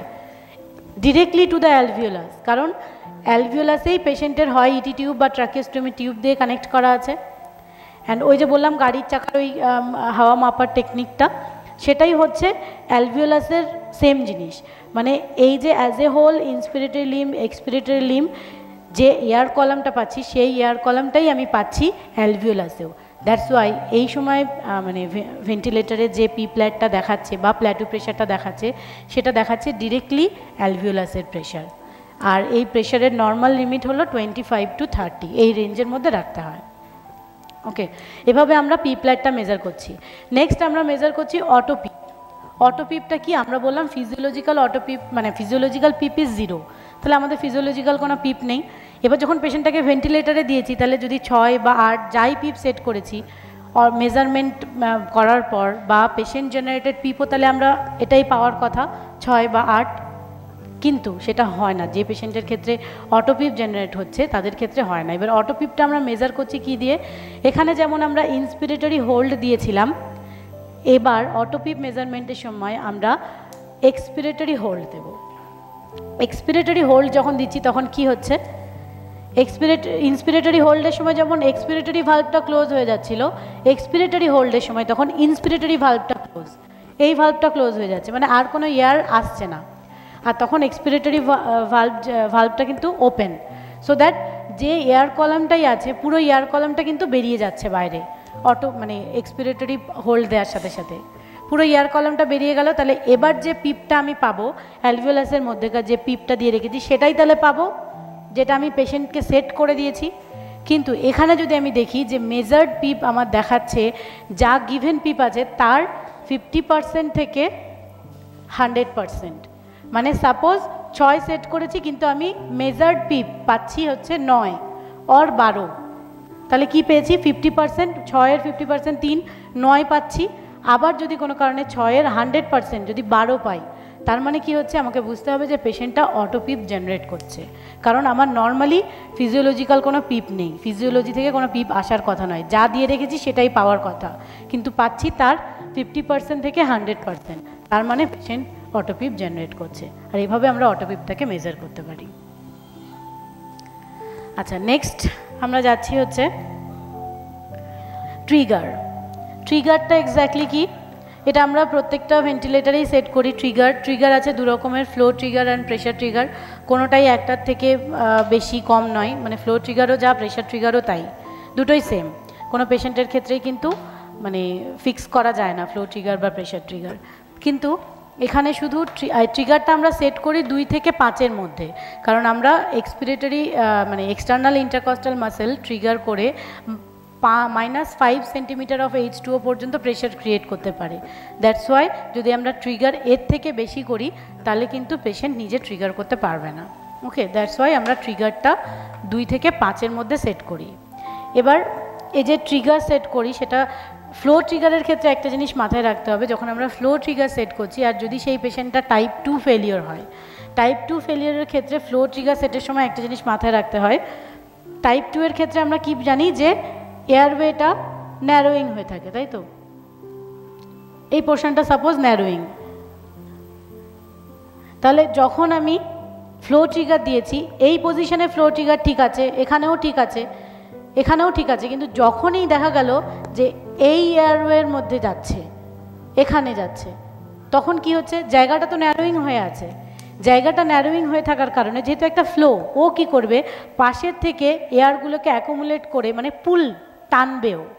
সো ও যখন এবার এখান থেকে এয়ারগুলোকে টানবে, টেনে নিয়ে যাওয়ার চেষ্টা করবে, একটা টার্বুলেন্স ক্রিয়েট করবে, আর এই টার্বুলেন্সটাই হচ্ছে সেন্স হবে পেশেন্টের ইটি টিউব থাকুক বা ট্রাকিওস্টমি টিউব থাকুক, সেখানে পুল ক্রিয়েশন হবে, মানে একটা টান সৃষ্টি হবে, আর এই টানটাই মেশিন মানে সেন্স করবে অ্যাজ ট্রিগার, আর ও কন্টিনিউয়াস ইন্সপিরেশন দিয়ে যাবে। দ্যাটস ওয়াই সিওপিডি পেশেন্টের ক্ষেত্রে ফ্লো ট্রিগার সেট না করাটাই বেটার, তাদের ক্ষেত্রে আমরা প্রেশার ট্রিগারটা সেট করব। বাট যদিও সেট করি এই জিনিসটা একটু মাথায় রাখতে হবে যে ট্রিগারটা আমরা কীরকম সেট করছি। আচ্ছা, নেক্সট প্যারামিটার হচ্ছে FiO2। FiO2 নিয়ে সেরকম কিছু বলার নেই, শুধুমাত্র যখন আমরা পেশেন্টকে ভেন্টিলেটারে প্রথম আর্লি স্টেজে দিয়েছি, আর্লি স্টেজে তো আমরা FiO2 ম্যাক্সিমামই রাখি 100, কিন্তু এই 100 FiO2টা বেশি সময় ধরে কন্টিনিউ করাটা উচিত নয়, কারণ যখন আমি 100 FiO2 দিয়েছি তার মানে হচ্ছে যে আমি পুরো অ্যালভিওলাসের মধ্যেই মানে অন্য গ্যাসগুলোকে রিপ্লেস করে দিচ্ছি বাই FiO2 অক্সিজেন, আর অক্সিজেনকে যেহেতু সে অ্যাবজর্ব করে নেবে, দ্যাটস ওয়াই কী হবে অ্যালভিওলাস অ্যাটিলেকটিসিসের চান্সটা বেশি থাকে। সেই জন্য যখন আমরা FiO2টা মানে সেট করছি, প্রথম দিকে 100 থাকলেও পরের দিকে চেষ্টা করতে হয় যে লেস দ্যান 40 FiO2 সেট করার জন্য। আচ্ছা, এখানে আমরা একটা কোটেশন ইউজ করেছি খলিল গিবরান সাহেবের, ইয়েস্টারডে ইজ টুডেজ মেমরি, কালকে আমরা যে দিনটা কাটিয়ে এসেছি দ্যাট ইজ আওয়ার মেমোরি, এখন কিন্তু সেটা মেমোরি হয়ে গেছে। But and tomorrow is today's dream, কিন্তু কালকে যে দিনটা আসতে চলেছে সেটা হচ্ছে আমাদের আজকের ড্রিম। সো আজকের ড্রিমটা এক্স্যাক্টলি কী, প্রেজেন্টেশন শুরুতেই আমি কিছু কথা বলেছিলাম যেখানে এই টেকনিশিয়ান টেকনোলজিস্টের ব্যাপারটা ছিল, তো সেটা যদি আমরা দেখি আমাদের ড্রিম কিন্তু এটাই যে আমরা মেডিকেল টেকনোলজিস্ট নামে পরিচিত হব, নট টেকনিশিয়ান। সো এটা কিন্তু আমাদের ড্রিম। আরেকটা ড্রিম যে আমাদের আইডেন্টিটি তৈরি হবে, আমাদের প্ল্যাটফর্ম একটা থাকবে যেখানে আমরা প্রমাণ করতে পারবো দ্যাট উই আর নলেজেবল, ঠিক আছে, আমরা আমাদের নলেজ দিয়েও পেশেন্টকে বেনিফিট দিতে পারি, সেটা আমাদের আজকের ড্রিম। আবার যে স্বপ্নটা আমরা সবসময় দেখি একটা ডেথলেস সিসিউ, যেটা কখনোই হয়তো পসিবল নয়, কিন্তু তাও আমাদের ড্রিম এটা যে ডেথলেস সিসিউ। কেন সেটা ড্রিম? ডেথলেস সিসিউ মানে তো পসিবল নয়, সিসিউতে তো কখনো ডেথ হবে না, এটা পসিবল নয়, তা সত্ত্বেও আমরা বলে যাই ডেথলেস সিসিউ। কেন বলি? তার কারণ কোনো একটা পেশেন্ট যদি আজকে মারা যায় তাহলে সেই পেশেন্টটা যেন তার অপটিমাম কেয়ার পেয়ে দেন মারা যায়, কোনো কিছুইভাবেই যেন পেশেন্টটা নেগলেক্টেড না হয়, কোনো মানে কেয়ার দিতেই যেন আমরা পেশেন্টটাকে নেগলেক্ট না করি। That's why deathless CCU is our dream. Okay, so এখানে আজকে শেষ করছি। Thank you everyone.